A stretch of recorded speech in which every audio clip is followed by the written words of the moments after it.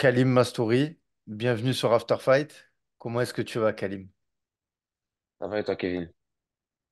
Je suis content de te recevoir. Ça fait un petit moment que je tenais à t'inviter. Ça y est, c'est enfin fait. En plus, tu reviens victorieux de ce week-end, c'est ça? À Toulon? Ouais, ouais, c'est ça. Ce week-end, j'ai participé à la même ligue. Donc, ouais, à Toulon, encore une fois, comme celle que j'avais fait précédemment.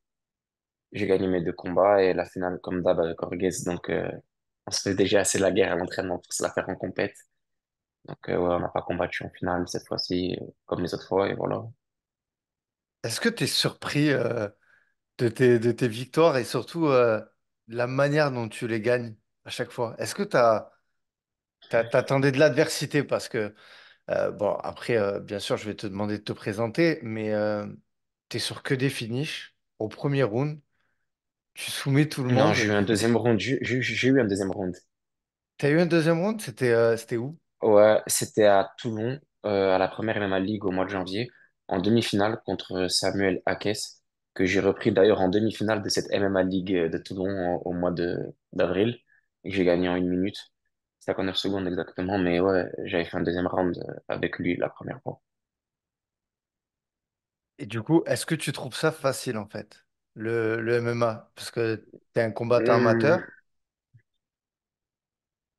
Moi, je trouve pas ça facile, dans la mesure où, pour moi, les MMA, ce que je vis aujourd'hui, je vis pas l'ensemble du MMA. En fait, ce que je vis aujourd'hui en compétition, c'est qu'une seule petite partie du MMA, je vois le MMA plutôt comme une course de fond, en fait. Et là, c'est juste le tout début. Et après, je vois que c'est pas facile l'entraînement tous les jours, tu vois, quand de temps en temps, je viens Aldric qui me sollicite, entre guillemets, pour aider Virgile dans sa préparation sur certaines phases précises. Je fais pas encore totalement du MMA avec Virgile. Alors, j'en ai pas le niveau, j'en ai pas la prétention pour le moment de pouvoir se parler en MMA avec lui. Mais quand je fais des phases très spécifiques, que ce soit avec Virgile ou Axel, avec qui j'ai plus la chance de pouvoir tourner, on va dire, sans danger, parce que l'animal, il est dangereux en face, Virgile. Axel aussi, mais il est plus dans la retenue et tout. Ben, je vois vraiment que je suis très, très loin et je parle d'eux, mais il y en a encore plein d'autres au boxing avec qui je suis très, très loin de pouvoir faire ce que je fais aujourd'hui en combat amateur, que ce soit sur les MMA League ou sur les différents galas auxquels je peux participer. Kalim, je vais te demander de te présenter pour les personnes qui ne te connaissent pas. Et je suis curieux de savoir aussi comment tu vas te présenter. Je fais la présentation où j'abuse un petit peu, je fais le forceur ou une présentation normale comme moi je me vois. Comme, comme tu veux, comme tu veux. De toute façon, on va y venir à parler de là où tu vis et là où tu t'entraînes. Mais vas-y, je te laisse choisir. Moi, écoute, ben, Kalim Mastouri, 24 ans, pratiquant de MMA amateur, donc qui ambitionne de devenir pro et tout arracher, bien sûr, hein. Et c'est l'objectif, je me cache pas sur mes objectifs, je me mens pas moi-même. Je suis ceinture noire également du jiu-jitsu brésilien. Là, en ce moment, j'ai mis ma carrière de jiu-jitsu brésilien de côté pour pouvoir me concentrer pleinement ma transition de MMA que j'ai décidé d'effectuer il y a maintenant 1 an et 1 mois, ouais, au Boxing Squad, sous les ordres d'Aldric Cassata. La transition ben, s'est faite tout simplement parce que déjà à la base j'ai commencé le jiu-jitsu brésilien grâce au MMA. À l'époque, on n'appelait même pas ça du MMA, à l'époque où je regardais, hein, c'était à l'époque du Pride, etc. Mon père il me montrait des cassettes. On appelait ça, je crois que c'était du Free Fight, je sais même plus. Et c'était un nom assez chelou. Et bref, j'ai toujours été fan de MMA, j'ai toujours voulu en faire, je m'étais toujours promis, personnellement, tu vois, d'en faire avant d'être ceinture noire. Malheureusement, j'ai eu ma ceinture noire, avant de faire mon premier combat amateur. Et aussi parce que enfin, je suis quelqu'un qui écoute beaucoup de podcasts, que ce soit les tiens, le AB Show, La Sueur, Winamax, enfin, je sais plus comment ça s'appelle Winamax. Bon, c'est compris. Bref, j'écoute grave de podcasts, Fight Minds et tout. Et à l'époque, il n'y avait même pas Fight Minds. Bref. Et en fait, j'écoutais beaucoup Aldric en podcast. Aldric, quelqu'un que je connais depuis très longtemps. Je sais même pas si lui me connaissait à l'époque, mais je pense que oui. Avec qui j'étais, du moins.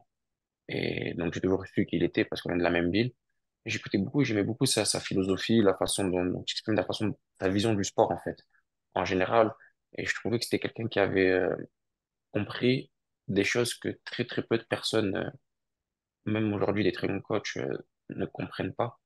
Et il a une façon de voir les choses qui me correspond totalement. Et ça a pas manqué parce que ça a de suite matché. Tu vois, je suis arrivé au boxing. J'ai de suite été accueilli les bras ouverts par Aldric. Et je pense que, sauf erreur de ma part, la connexion s'est bien faite entre nous deux. Que ce soit lui ou toute l'équipe du boxing d'ailleurs. Et justement, tu m'as dit, tu as 24 ans, tu es déjà ceinture noire de jiu-jitsu brésilien. Ouais. Euh, comment, combien de temps ça t'a mis à avoir cette ceinture? Et j'imagine que tu as commencé très jeune. Est-ce que Ouais, ouais, c'est ton père qui t'a initié au jiu-jitsu? Comment se fait tu vois, le passage en fait? non. En fait, comme je t'expliquais tout à l'heure, tu vois, mon père et tout, il regardait un petit peu le Pride, les anciens UFC et tout. À l'époque de Randy Couture, ces champions-là, tu vois. À l'époque, avec Rocco, encore, il y avait Fedor et tout qui se tapaient dans le ring du Pride. Et un jour, en regardant le Pride, tu sais, parce que ça durait hyper longtemps, les cassettes, c'était à l'époque des cassettes, tu vois, fin des cassettes, début des DVD. Il n'y a pas de clé USB à ce moment-là, tu sais, qu'on branchait sur les lecteurs. Et des cassettes ou des DVD, ben, je me rappelle, il y avait des mecs, des fois, tu vois, nous on zappait, on voulait voir que les têtes d'affiche, tu vois, on avançait sur le DVD et tout. Et à un moment, en avançant, j'étais tombé sur un mec qui rentrait, tu vois, avec un kimono, et tu vois, qu'il enlevait au moment de rentrer dans le ring. Et j'ai pas, papa, c'est qui eux et tout? Quel sport ils font? Et tu vois, moi, j'étais petit, j'ai déjà fait du judo, j'ai déjà fait plein de sports, en fait, de combat, mais essentiellement, on va dire du judo. Essentiellement. Ouais, je faisais du judo comme n'importe qui en France, ça fait du judo, quoi. Et, tu vois, c'est des mecs qui font du judoka, c'est du judo, c'est des judokas brésiliens. Parce que nous, on connaissait pas le jiu-jitsu brésilien, tu vois, je veux dire, à l'époque, je parle de ça, 2006, 2007 à Nice, tu dis jiu-jitsu brésilien, personne connaît, enfin, à part des amateurs de sport de combat, quoi. Et nous, on était loin, loin d'en être des vrais amateurs, quoi. Et du coup, ben, j'ai kiffé le truc, c'était toujours resté dans ma tête. Et en parlant, tu vois, dans la ville, un petit peu avec les gens de ma zone, etc., ben, c'est vrai qu'il y avait un club au port de Nice. Moi, j'habitais à Pasteur, tu vois, enfin, boulevard Pasteur, Cornichon Rosalie, ceux qui connaissent à Nice, dans la partie est. Le port aussi, c'est à l'est. Et tout le temps, ce nom, il revenait, tu vois, de club de jiu-jitsu brésilien. Je l'avais en tête et tout. Et entre-temps, moi, j'ai changé de club de judo. Je faisais du judo encore à ce moment-là. Je vais dans un club au port. Je suis passé du club d'un bâtiment au club au port. Et il se trouve que dans cette salle, il y avait un club de jiu-jitsu brésilien. C'est ce qui a fait que j'ai commencé le jiu-jitsu brésilien. En fait, j'ai fait mon année de judo parce que mes parents m'ont inscrit. Mais je te mens pas, je regardais, tu sais, on se croisait dans les vestiaires et tout avec les mecs du jiu-jitsu. Je sais pas, il y avait un truc qui me donnait trop envie de faire du jiu-jitsu. Les kimonos déjà, tu sais, c'était pas tout blanc. Enfin, tu sais, judo un peu, c'est un peu triste limite. Comme sport, Hmm. tu sais, on est tous en blanc. Enfin, il y a des kimonos bleus aussi, mais quand t'es petit, tout le monde est en blanc, tout le monde en ligne, salut, etc., etc. Et le jiu-jitsu, c'était un peu plus fun, entre guillemets, tu vois, ils avaient des kimonos un peu de la couleur qu'ils voulaient, des patchs de partout, genre ça cassait tous les codes que je connaissais.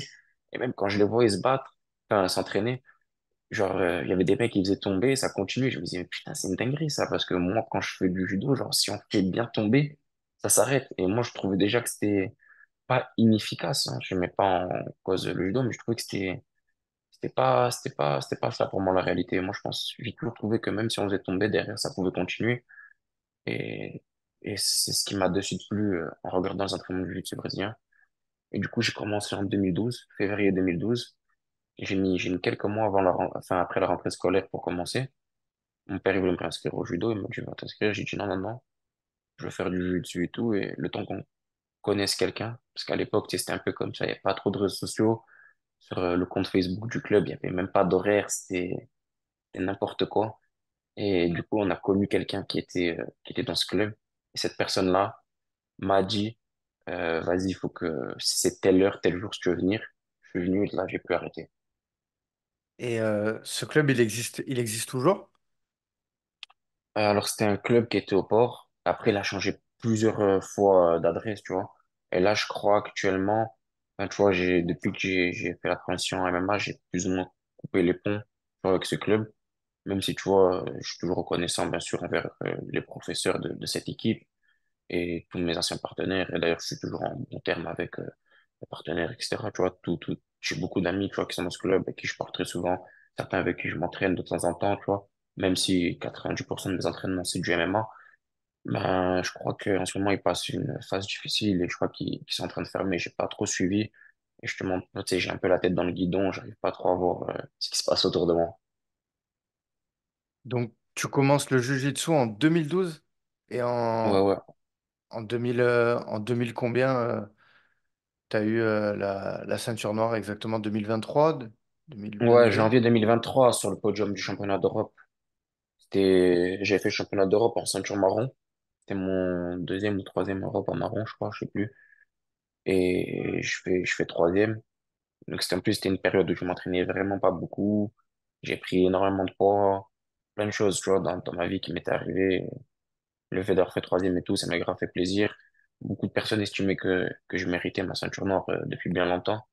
Mais je l'ai obtenu sur le podium et c'était encore plus savoureux, tu vois. J'ai fait troisième dans une catégorie qui était même pas la mienne, en plus une catégorie très très lourde.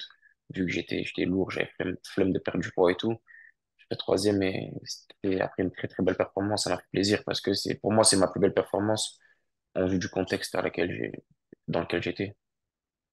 Et pour toi, c'était un objectif justement d'aller jusqu'à cette ceinture noire ou de toute façon, tu allais arrêter et faire la transition en MMA tôt ou tard? Tu vois, pourquoi tu l'as pas fait avant, étant donné que le boxing squad, ça fait des années que ça existe. Est-ce que c'est Ouais, euh, bah ouais. est-ce que c'est parce que tu n'avais pas connaissance du club? Est-ce que c'était parce que tu voulais finir Moi, cette histoire avec le Jiu-Jitsu? en fait, je pense que c'est un tout.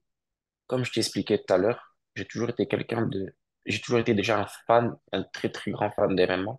J'ai toujours été très très branché, tu vois, que ce soit sur n'importe quel site US, site français, les comptes Facebook, les comptes Instagram, ça, bref, j'ai toujours été à l'affût de tout ce qui se passe dans les MMA. Tu vois, depuis que je suis petit, je me lève pour regarder les pay-per-views aux États-Unis sur bon, pas sur des vrais sites, hein, malheureusement, mais bon, quand j'étais petit, je pouvais pas. Maintenant, oui, j'ai RMC. Mais bref, du coup, j'ai toujours été à l'affût de ce qui se passait dans le monde du MMA. Et le fait de la légalisation du MMA, euh, les MMA League, les compétitions amateurs, en fait, toutes ces choses-là réunies, le fait aussi que j'ai eu ma ceinture noire, pourquoi je l'ai pas fait avant d'avoir la ceinture noire? Bah, c'est parce que j'étais compétiteur, comme je t'ai expliqué. Et tu vois, j'avais la tête dans le guidon, je suis quelqu'un, tu vois, j'aime bien l'image du cheval de course qui a des œillères et qui voit pas ce qui se passe autour de lui. Quand je me mets vraiment dans quelque chose, je me mets vraiment dedans et j'essaie de pas regarder ce qui se passe autour. C'est-à-dire que malgré que j'étais à fond dans le jiu-jitsu, etc., et tout en compétition, je me voyais pas faire du MMA, même si j'étais grand fan de MMA et tout et que je regardais tout ce qui se passait, etc. Mais je sais pas comment t'expliquer. En gros, je regardais ce qui se passait, mais en tant que fan, mais pas en ayant l'ambition de vouloir en faire. Je sais pas si tu vois ce que je veux te dire. J'ai Bien toujours eu sûr. l'idée, en fait, de vouloir faire un combat, mais juste un combat pour prouver que mon jiu-jitsu, il était, comment on appelle ça? Je sais pas comment on dit en français. Parce qu'en fait, et des Efficace, fois, efficace. ouais, voilà, efficace. Ah, Parce qu'en fait, moi, je suis un défenseur du jiu-jitsu brésilien, dans le sens, pas le jiu-jitsu brésilien sportif, mais le jiu-jitsu brésilien, l'art martial. Tu vois, j'aime beaucoup la culture de ce sport. Je me suis beaucoup documenté sur le jiu-jitsu brésilien. Tu vois, je parle portugais, je parle anglais. Et tu vois, il y a beaucoup de documentation sur le jiu-jitsu brésilien, comment il est arrivé aux États-Unis, qui a fait le boom du jiu-jitsu brésilien. Donc, je me suis documenté sur ça en anglais, et même les débuts des Japonais, comment ils ont ramené le jiu-jitsu brésilien au Brésil. C'est des sujets qui me passionnent et auxquels je continue toujours de m'intéresser dans mon temps libre. C'est vraiment des sujets qui me passionnent. Et en fait, moi, je fais vraiment la différence entre le jiu-jitsu brésilien sportif qu'on voit en compétition, type IBJ, championnat du monde, etc., où tu vas voir deux mecs tirer la garde et tout, et le jiu-jitsu brésilien, l'art martial. L'art martial, il est totalement différent du sport. Et moi, en fait, je voulais voir si j'ai toujours eu, tu vois, cette chose dans moi qui me disait, ne sois pas seulement un compétiteur, ne sois pas seulement sportif, sois un vrai artiste martial de jiu-jitsu brésilien. Et c'est pour ça que je voulais me tester. Et comme je t'ai expliqué le contexte dans lequel j'étais sur ce championnat d'Europe, tu vois, la façon dans laquelle je me suis préparé, on va dire que de septembre à janvier, plein de choses ont changé dans ma vie. Vraiment, vraiment, tu vois, je ne veux pas rentrer dans le détail, ça, je regarde ça personnel, mais plein de choses ont changé. Et du coup, j'ai une vision assez différente de la vie et en vacances à Dubaï avec ma femme, celle qui est devenue ma femme d'ailleurs. On venait juste de se marier religieusement. J'ai comme eu un petit déclic. Je me suis dit, ben, je pense que la vie, elle est courte, faut faire ce que tu as envie de faire quand tu veux et ne pas te fixer de limites. Aussi, je voyais qu'il n'y avait plus trop d'argent dans le jiu-jitsu brésilien, qu'il n'y avait pas de moyen de pouvoir vivre de ça. Je me suis dit que je passais 90% de mon temps, voire plus, à faire du jiu-jitsu. Même mon temps libre, en fait, je regardais, j'étudiais le jiu-jitsu.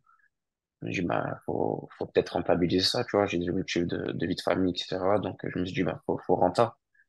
Et un jour, un ami, quelqu'un que je connais depuis très longtemps aussi, qui connaît mon père avant de me connaître à moi, le premier ceinture noire de jiu-jitsu brésilien qui vient de la partie est de Nice, je crois même que de tout Nice, c'est la première ceinture noire de jiu-jitsu brésilien, c'est Monsieur Redouane Saïd, quelqu'un à qui je m'étais beaucoup rapproché justement avant ce championnat d'Europe, qui m'a aidé justement à me préparer, parce que c'était une période, tu vois, où j'allais beaucoup dans mon club, et plein de choses, tu vois, qui étaient en changement. Et le Red, comme j'aime l'appeler, un jour, il m'a dit, mais Kalim, tu me parles d'MMA, tu t'es beaucoup à l'affût sur ça. Tu vois, en fait, dans la discussion qu'on avait, j'étais grave informé. Et il me disait, ben, pourquoi tu fais pas la transition et tout? Je dis, ben, écoute, figure-toi que là, j'étais à Dubaï et tout, j'ai eu cette pensée. Et lui, vu qu'il est très, très, très proche d'Aldric, ça a d'ailleurs été un des coachs du Boxing Squad, Redouane. Maintenant, il vit à l'étranger, donc il peut plus. Mais à l'époque où il était à Nice, il était coach du boxing. Il s'est beaucoup, beaucoup entraîné avec Aldric. D'ailleurs, Aldric, il cite dans plusieurs podcasts. Et il m'a dit, bah, écoute, t'inquiète, je te fais la connexion avec Aldric si c'est que ça le problème. Je lui ai dit, non, sérieux, tu peux me faire la connexion et tout. Il m'a dit, ouais. Et pour la petite anecdote, avant ça, mais c'est pas méchant, mais il faut que je la raconte, cette anecdote, parce qu'il va rigoler. Il me dit, oh, tu sais que si tu fais du MMA, tu vas prendre 10 points pour combattre. Et j'ai dit, t'es sérieux et tout? Il m'a dit, ouais, j'ai dit, mais comment tu sais ça? Et il m'avait dit qu'à l'époque, Sofiane Boukichou, tu sais, le combattant, là, Sofiane Boukichou, il prenait des sommes de fou. Bon, il m'avait pas dit 10 points, mais il m'avait dit des sommes de fou. Et dans ma tête, je me suis dit, non, mais s'il lui prend des sommes, moi, je peux prendre des sommes, tu vois. Et bon, après, tu vois, beaucoup de respect pour Sofiane, bien sûr. Hein, je dis pas ça en mode, Sofiane, il prend des sommes, je mérite plus. Loin de là. Je dis, si lui, il a été capable, parce que tu vois, Sofiane, c'est quelqu'un que je connais, avec qui je discute et tout. Je dis, si lui, il est capable de prendre des sommes, moi aussi, je peux prendre des sommes. Ah, il y avait de la Et proximité. Il y avait de la ouais, tu proximité. vois, Tu ouais, t'es parce que dit, si Sofiane, lui tu vois, le c'est fait, je quelqu'un peux le qu'on faire. c'est ça, c'est quelqu'un que j'ai déjà rencontré plusieurs fois, quelqu'un avec qui j'ai déjà discuté avant même de faire du MMA et tout. On s'était croisés sur le tatami, tu vois. Et c'est quelqu'un que je connaissais, on discutait sur les réseaux et tout. Je dis, putain, si lui il peut le faire, moi aussi je peux le faire et tout. Et du coup, bon, au début, c'était vraiment pour les sommes, entre guillemets. Et j'ai eu ma première discussion avec Aldric au Boxing Squad. C'est Redon qui m'a ramené là-bas. Et en fait, il m'a de suite parlé sérieusement. On a eu une très très longue discussion. C'était à la période où Manon, elle était en rééducation. J'ai vu Manon faire les pattes, 9 rounds de 3 minutes, je crois, avec Aldric. J'étais choqué. Ah, vraiment. J'avais C'est, jamais vu ça. c'est, c'est ton, c'est ton premier souvenir de quand tu arrives au Boxing Squad? Ouais, ouais, bah c'est ça, en fait. J'arrive, Redon, il me dit, bon, écoute, c'est aujourd'hui. On va parce qu'on discutait, tu vois. J'essaie d'appeler Aldric, j'essaie de voir si je peux venir, que je peux intégrer son club, etc. Et j'aime pas venir comme ça, m'imposer, sans passer par les personnes concernées, tu vois. J'aime bien respecter la hiérarchie. Enfin, je sais pas, tu vois, je suis pas du genre à casser les codes, tu vois. J'aime bien passer par quelqu'un, faire les choses bien.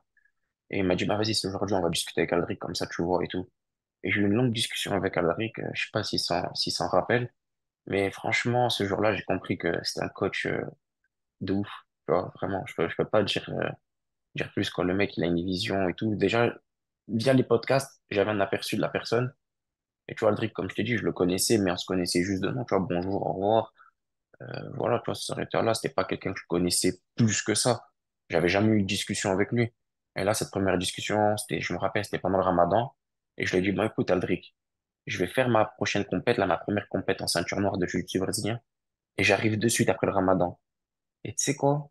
Le lendemain, j'étais à la salle, je crois, en fait. Parce que je lui ai dit, ouais, j'arrive après le Ramadan, mais non. Je suis venu le lendemain, tellement son discours et tout, il m'a enthousiasmé. Je me suis dit, non, mais ce mec, je sais pas, la façon dont tu m'as parlé, il m'a hypé, il m'a donné l'amour du MMA, en fait. À force de discuter avec lui, au début, j'étais là pour les sommes, je suis tombé amoureux du sport.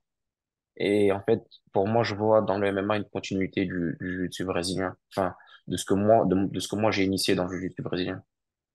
Tu vois? Bien sûr.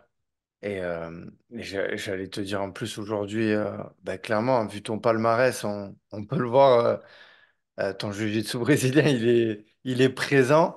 Euh, Alors, tu vois, ouais, je pense que mon jiu-jitsu brésilien, il est présent, mais c'est pas vraiment le jiu-jitsu brésilien que je faisais avant. Si, tu vois, il y a des gens qui me regardent, qui me suivaient avant à l'époque du jiu-jitsu, tu vois, parce que j'ai eu quand même un certain nom dans le jiu-jitsu, tu vois.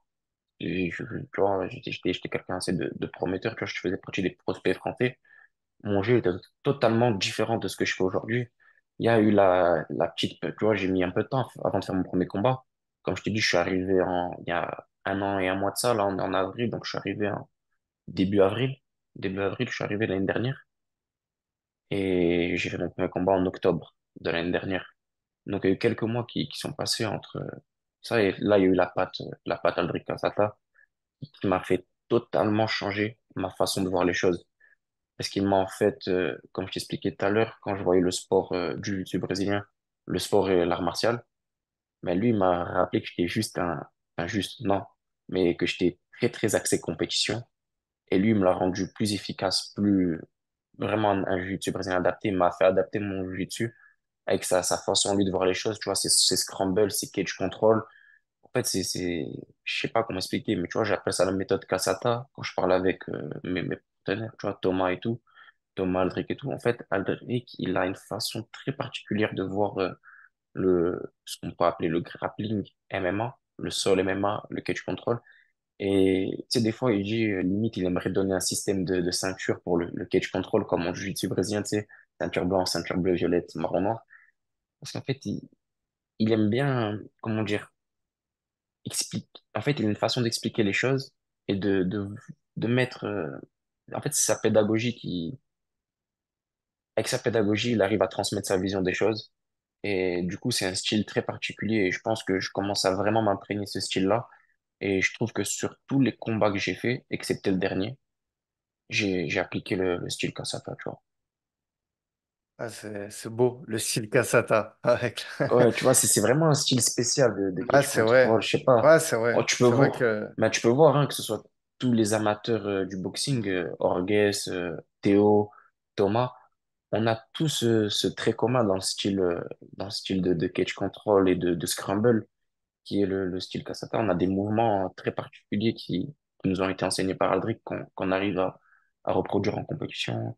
Et ça, tu peux le voir que même Axel, par exemple, sur sa prise de ceinture à l'ARES, il a fait ces mouvements-là, etc. C'est des mouvements, en fait, de base du style Kasata qu'on essaie d'appliquer. ouais, c'est vrai que vous travaillez beaucoup ça. Et Mm. moi, je me rappelle avoir vu justement des séances de cage control. Ça, tu vois, moi qui pratique pas le MMA, ça m'a impressionné. Et surtout de voir autant exercer ce même exercice. Tu vois, limite, si je me demandais, mais pourquoi ils font autant ça, tu vois? Et, et à la fin, en fait, quand on a vu Virgile, quand on a vu Axel, ça c'est vraiment. Maintenant, aujourd'hui, il y a toute la France entière qui regarde le MMA, qui sait que le Boxing Squad, ils ont cette spécialité justement de travel cage control. Et on peut le dire, il y a aucun club, tu vois, qui le fait aussi bien que là-bas, quoi, tu vois.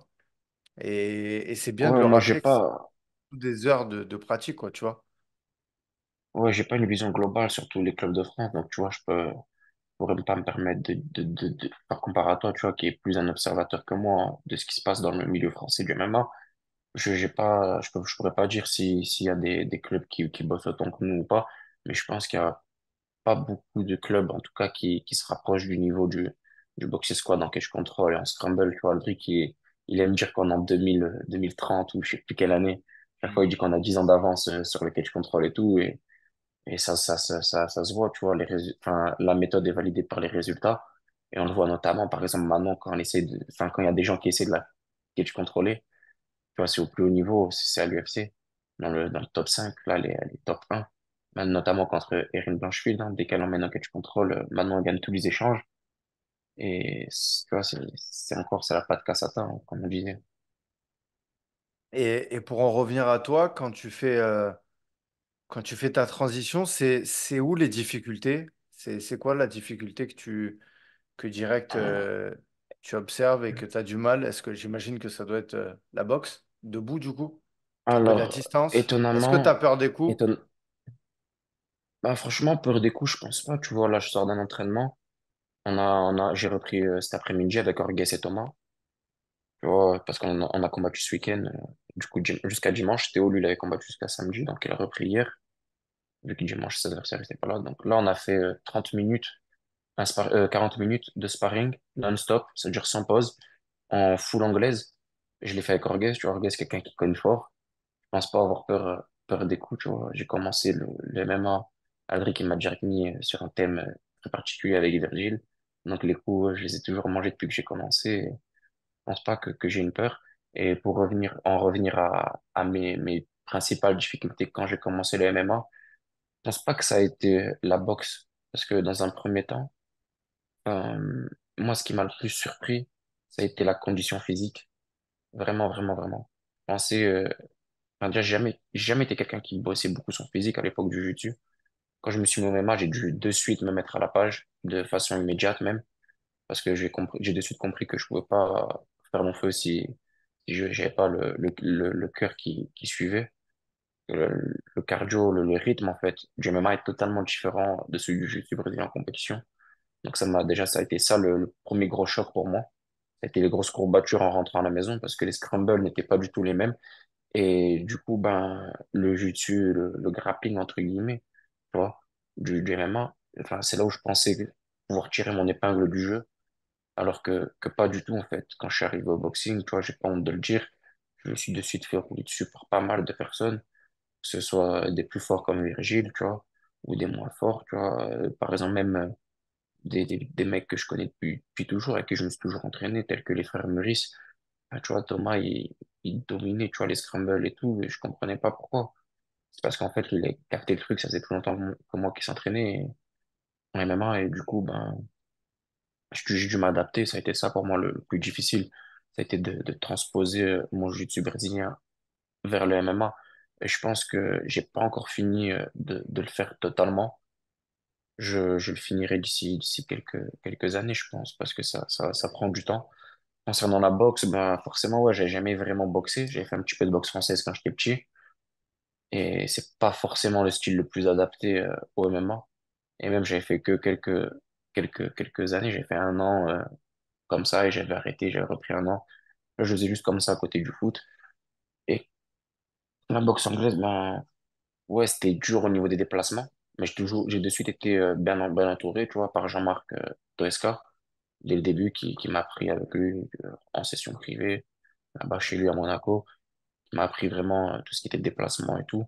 Je commence à avoir entre guillemets, bons déplacements, mais c'est pas encore le style de footwork qu'Aldric essaye de nous transmettre. Et à côté de ça, ben, j'ai eu Jérôme Vollerin par la suite qui a pris le relais, qui s'occupe beaucoup de moi, qui fait énormément pour moi, que ce soit pour ma préparation physique et ma boxe. Et vraiment, Jérôme Vollerin, c'est le top, hein. Enfin, t'as vu, de toute façon, toi, Kevin, hein, la première fois c'était la deuxième fois qu'il me faisait les pattes. T'as vu que c'était du sérieux, quoi. Je crois d'ailleurs, il y a un petit extrait dans une de tes vidéos. Ouais, ouais, j'avais pu assister à ça. Parce que, ouais, la petite anecdote, en fait, moi, c'est qu'une fois, je viens filmer au Boxing Squad. Je te connais pas du tout, en fait. Et je te vois beaucoup parler avec Aldric. Il me semble même que tu lui as donné un conseil ou je sais plus, enfin, sur du sol, parce que pour les personnes qui viennent au Boxing Squad, Aldric, il tourne beaucoup au sol, hein. Et je me rappelle que tu étais là Ah, c'était un après ou un ouais, matin, ça. non, c'était une après-midi et bon, c'était un peu Ah oui. c'était à huis clos, hein. Je le Il y remercie de avait m'avoir Kevin. ouvert. Il y avait Non, je Kevin, l'autre crois, non, je Kevin. crois pas. Kevin L'autre Jousset, Kevin. pas Kevin Thor. Non, non, il n'y avait pas Kevin Jousset. Non, non, non, non, c'était Ah pas non, cette c'était fois-là. quoi? J'aurais bien aimé. Je sais plus. Il y avait Jérôme Vollerin, il y avait Manon, et je crois qu'il y avait toi. Oui, oui, de toute Il y avait façon, Mig, non? oui, voilà, c'est ça. Et en fait, ça tournait, et moi, je regardais. Et je te voyais beaucoup parler avec Aldric, et même tu parlais de Jiu-Jitsu, et je te connaissais pas, en fait. Je pensais que tu étais, tu vois, un Un combattant élève. amateur, un élève, ouais, qui était là. Bon, mais après, c'est ce que je suis, en vrai. Oui, oui, c'est ce que tu es, mais tu as quand même un gros niveau au sol, et tu vois, ça m'a amené à la réflexion, quoi. Tu vois, quand je t'écoutais parler, j'ai dit, putain, mais tout ce qu'il sait, quoi, déjà. Puis t'es jeune, t'as que 24 ans, donc c'est ça qu'il faut souligner aussi. Et pouvoir, en fait, c'est la qualité des échanges que tu as eu avec Aldric qui m'a impressionné, tu vois, parce que bah, c'est pas tout le monde qui comprend le sol, hein, on va dire, le sol dans le MMA, c'est même pour, tu vois, les observateurs, c'est toujours la partie la plus compliquée à décrypter. Enfin bref, je t'ai entendu en parler de, ben voilà, hein, ça se voyait que c'était quelque chose que tu maîtrises à la perfection. Et ça m'a vraiment impressionné. Et donc après, je t'ai vu justement avec Jérôme Vollerin aux pattes d'ours. Bah, il y a la vidéo qui est disponible et qui te donnait des conseils. Et déjà, on voit quand même que tu frappes quand même, quoi, tu vois. Euh, Merci. voilà, donc c'est Jérôme hein, qui a dit ça, c'est pas moi. Il y a des choses à améliorer, mais on voit que Ouais, tu es un énormément, bosseur. énormément de choses à améliorer, c'est le début, hein. Et on voit que tu es bosseur. Mais avant ça, je voulais te demander, ça te manque pas quand même des fois d'enfiler ton kimono et de faire du jiu-jitsu? Quand on voit un Abdul Aboragimov qui, lui, hors combat de MMA, il va faire des compétitions de jiu-jitsu, de grappling et tout. Toi, comment tu te positionnes vis-à-vis de ça? Ou toi, pour toi, c'est clairement terminé? Tu diras jamais oui c'est un open ou je sais pas. Comment on dit les compétitions? Bah alors, je vais te répondre à cette question. Je vais même te donner une petite exclusivité, toi, Kevin. Exclusivité que j'ai donnée nulle part ailleurs pour le moment. Parce que, tu sais, j'interviens sur la frappe, je suis podcast host. Ouais, c'est vrai que c'est Et vrai que t'as un podcast. Mais tu fais partie de l'équipe ou c'est ton podcast? ouais, en fait, non, non, je fais partie de l'équipe. Si tu veux, il y a mon ami Chingiz qui a créé la frappe. Donc, d'abord, c'était Chingiz et Kazbek. Donc, Kazbek, c'est aussi un des présentateurs de la frappe, plus pour les formats courts, tu vois. Et du coup, ben, on s'est rencontrés une fois sur un event c'était où? À Menton. C'était le Warriors MMA, je sais plus quoi, là. MMA League, quelque chose comme ça, j'ai oublié le nom. Mais c'était WML, il me semble, le nom. Il y avait Orges qui faisait son premier combat amateur. Moi, j'étais parti en tant que spectateur pour soutenir le frérot. Et ben, on s'est rencontrés là-bas et c'était de suite passé. On s'est bien entendu. Ils m'ont proposé un podcast. Enfin, je suis venu en tant qu'invité. D'invité, je suis passé à présentateur, tu vois, parce que ben, c'est des gars que j'aime bien, on s'apprécie. Et on a, pareil, tu vois, la même vision, on s'entend très très bien. Et eux, ils sont passionnés des MMA, tout comme moi avant tout, tu vois. Avant d'être un combattant, je suis un passionné. Et du coup, ben ouais, on fait des podcasts, on essaie de se développer, tu vois, sur YouTube. On fait beaucoup. Voilà, d'ailleurs, on a des interviews qui arrivent. Et donc, comme je te disais, ben ouais, je vais te donner une réponse à ta question sur le jiu-jitsu brésilien. Pourquoi je n'ai pas continué et si je vais reprendre ou pas le kimono. Et d'ailleurs, je vais te donner une excuse. Ben ouais, ben en fait, moi, j'ai pas continué le kimono tout simplement parce que pour ceux qui ne savent pas, le jiu-jitsu brésilien, c'est un sport où tu payes pour participer. Donc, en fait, tu es obligé de payer tes frais d'inscription à la compétition. En général, quand tu combats à l'IBJJF, donc la Fédération internationale de jiu-jitsu brésilien, tu payes, on va dire, entre 90 et 120 euros ton inscription. Ça dépend du cours du dollar et si tu payes en late ou pas. C'est parce que tu as early bird, enfin, quand tu payes au début et quand tu payes à la fin, en gros, tu sais, as des dates, de telle date à telle date, c'est tel prix, et ensuite ça change de prix.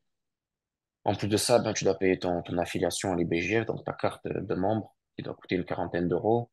Tu as le coût du transport qui n'est pas pris en charge, l'hôtel, la bouffe sur place, etc. Donc bref, c'est une histoire à chaque fois que tu pars en compétition. Si tu as envie, entre guillemets, de te mettre dans des bonnes conditions, ouais, pas dormir sur un tatami dans un club où ça sent les pieds, bah, tu vois, ça, je le faisais quand j'étais plus jeune, tu vois, il n'y a pas de souci.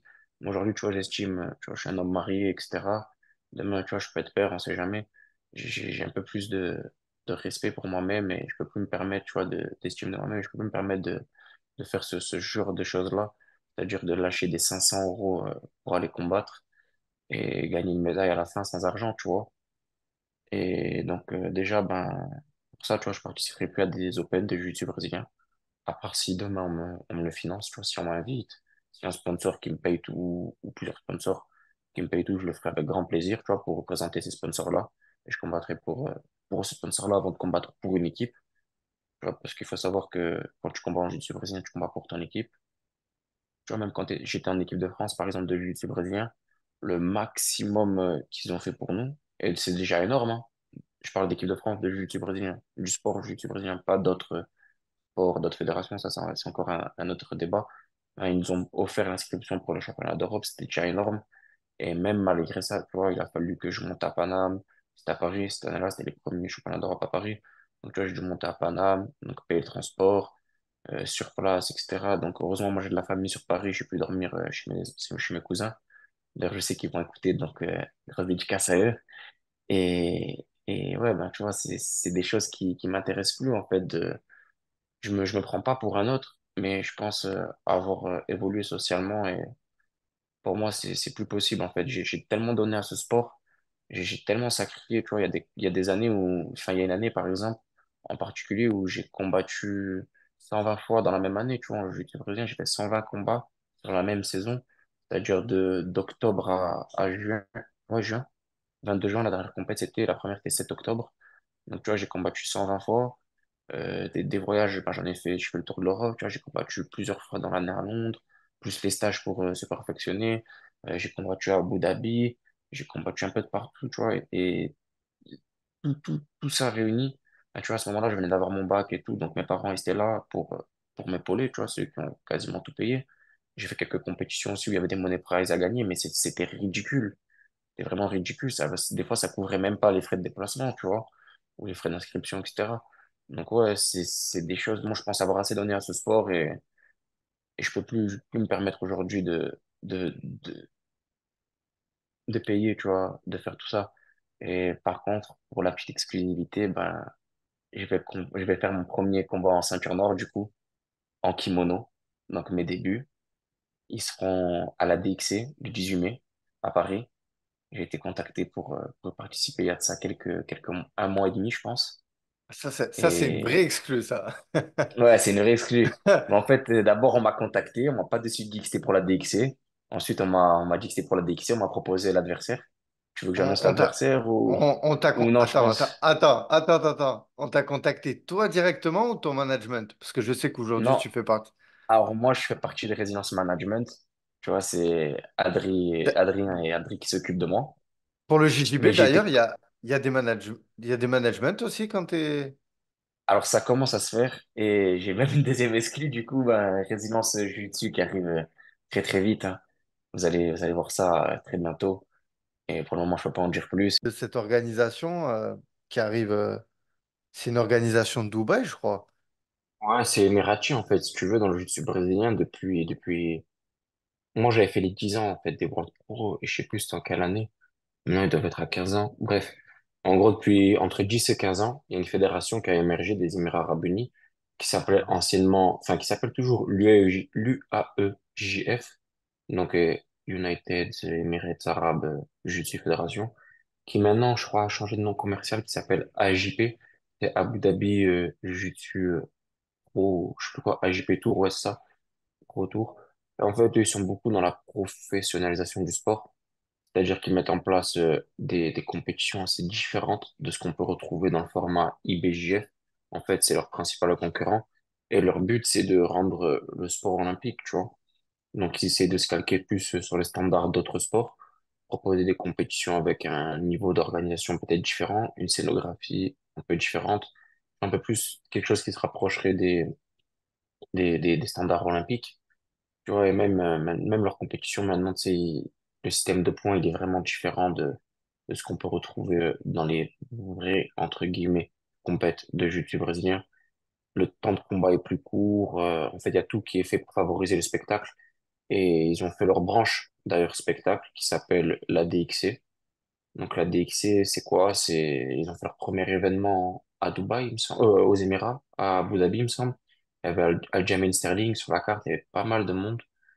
Et c'est quoi en fait? C'est du grappling en cage et du jiu-jitsu brésilien en cage avec un format novateur qui est un format 3x3 pour les combats normaux et 5x3 pour le titre. Donc tu vois, ça ressemble un peu à ce qu'on peut voir à l'UFC.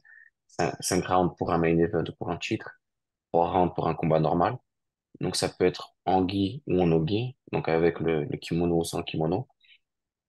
Et en fait, t'as tout un système de division avec un ranking, etc. Des prélims, main card, main event.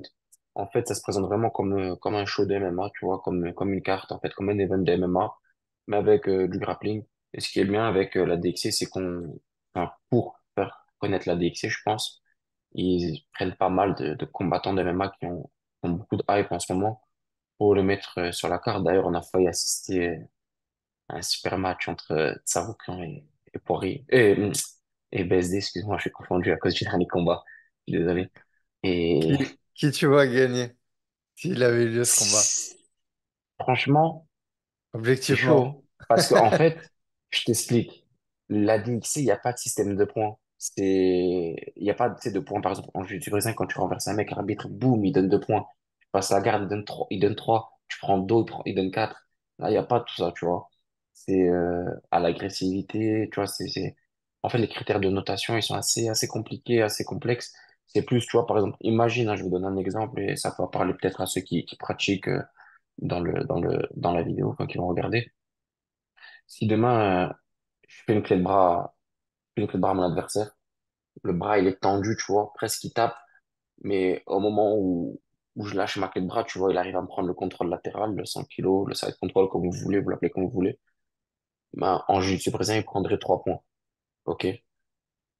Or, à la DXC, je pense que s'il y a eu que ça comme action dans le round, c'est moi qui gagnerai le round parce que j'ai initié une action, même si derrière j'ai perdu la position, j'ai initié l'action, donc je gagnerai le round. Tu vois un peu la philosophie du truc. Donc, ce serait compliqué à pronostiquer, sachant que BSD, je pense qu'il lui met une sacrée différence de poids à Tsaroukian. Enfin, je pense en plus, là, il est off, tu vois. Donc, il a bien dû remonter. Je pense qu'il lui met un bon 7-8 kilos dans la tête. Donc, t'as vu ça, dans les sports de préhension, ça y joue, le poids. Et aussi, BSD, il aime beaucoup, tout ce qui est bras-tête et tout. Tsaroukian, il est ouvert sur ça. Je pense que j'aurais vu un BSD par bras-tête. Bon, on n'est jamais à l'abri de rien avec un Tsaroukian, tu sais, qui saute un peu de partout, qui se déplace super bien, très agile, qui a quand même un très bon grappling. Il s'entraîne avec Edwin Najmi depuis très longtemps. Edwin Najmi, pour ceux qui connaissent pas, c'était à l'époque, vers 2016, 2017, même avant, en ceinture de couleur, c'était un monstre. En jiu-jitsu brésilien, en ceinture noire, ça a été un monstre. Là, on le voit un peu moins, c'est un membre de l'équipe Gracie Barra qui avait une spécialité, c'était le triangle à la volée. Donc, ouais, moi, le Taroucan, je le connaissais avant même qu'il pète à l'UFC, parce qu'il s'entraînait déjà avec Eden Najmi, tu vois. Je le voyais déjà avec lui s'entraîner très, très souvent, parce que je suivais Eden Najmi de très près. Et il était solide, je voyais les sparring et tout, c'était fort. Donc, ouais, à part imaginer BSD lui mettre un gros physique et du coup, de mettre un bras-tête ou une sorte ouais, de guillotine ou un bras-tête, je sais pas. Je vois pas d'autre issue, mis à part un scramble de fou entre les deux. Ça aurait été fun à voir, en tout cas. Ouais, en tout cas, ça aurait été un beau combat. C'est dommage que ça se fait pas. Là, j'ai vu le remplaçant en plus. Bah, Ouais, c'est pas celui franchement, qu'on attendait, hein. C'est pas celui qu'on attendait du tout. t'aurais aimé le voir face à qui? Charles Oliveira? De Bronx, je pense pas qu'il combat dans les événements comme ça. C'est une resta. Ouais, Si, c'est combat, jusqu'à. je sais pas s'ils ont les sous pour prendre de Bronx et le faire combattre, hein. Ben, c'est ce que j'allais te parler. J'allais dire si cette organisation, elle fait appel à. Parce que là, il y a des beaux noms quand même, tu vois, qui sont passés par cette organisation. Il y a Ouais, des ouais. combattants. Si des combattants de l'UFC vont combattre dans cette organisation, c'est qu'aussi il y a un intérêt financier. Euh, Ouais, j'imagine que franchement, moi, je te dis c'est la bien. vérité, je le fais ce combat parce que ça paye. Tu vois, si ça payait pas, il fallait Visibilité juste. aussi. Je vois que, enfin, le fait qu'il y ait Benoît Saint-Denis, là, je viens de voir que il y a En fait, Nicolas quand je l'ai Régnier aussi. Il y accepté, a, il y a des beaux noms. Il y a ah, ils ont Amina mis Nicolas Youb. Régnier? Ouais, ça vient d'être officialisé, là, Ok, justement. j'avais même pas vu. Moi, je viens de voir, Ben, donc moi, je vois aussi je te dis la vérité, Amina hein. Youb. C'est beau. Au début, quand ça m'a contacté justement pour ce combat-là, moi, frérot, je crois que ils avaient même pas eu l'idée de prendre BSD. Ce que je te parle de ça, ça fait un moment. Je suis même pas au courant qu'il allait avoir BSD et tout sur la carte. Tu vois, et en plus, ils avaient fait le premier événement inaugural. Ils avaient ramené Aljo et tout. Mais derrière, ils font un événement, il me semble, à Santa Catarina au Brésil. Je sais plus c'était quelle ville, mais c'était dans l'état de Santa Catarina, dans le sud du Brésil. Et il me semble qu'il n'y avait pas de big star d'événement. Il y avait beaucoup de stars de jiu-jitsu. le main event, je crois qu'il y avait Jansen Gomez qui avait combattu. Il y avait mon pote Lucas Protasio et tout, qui a combattu plein de gens que je connais, tu vois, du jiu-jitsu qui avaient combattu. Mais j'ai pas vu de big star, tu vois. Ils avaient fait Abu Dhabi, il y avait Gabriel Souza, il y avait mon pote qui avait combattu aussi. Et ouais, il y avait Aljo aussi. Ouais, ben non, c'est ça, ouais. J'ai pas, à part celui d'Abu Dhabi, j'ai pas vu de big star, tu vois. C'est une organisation que je suis depuis le début.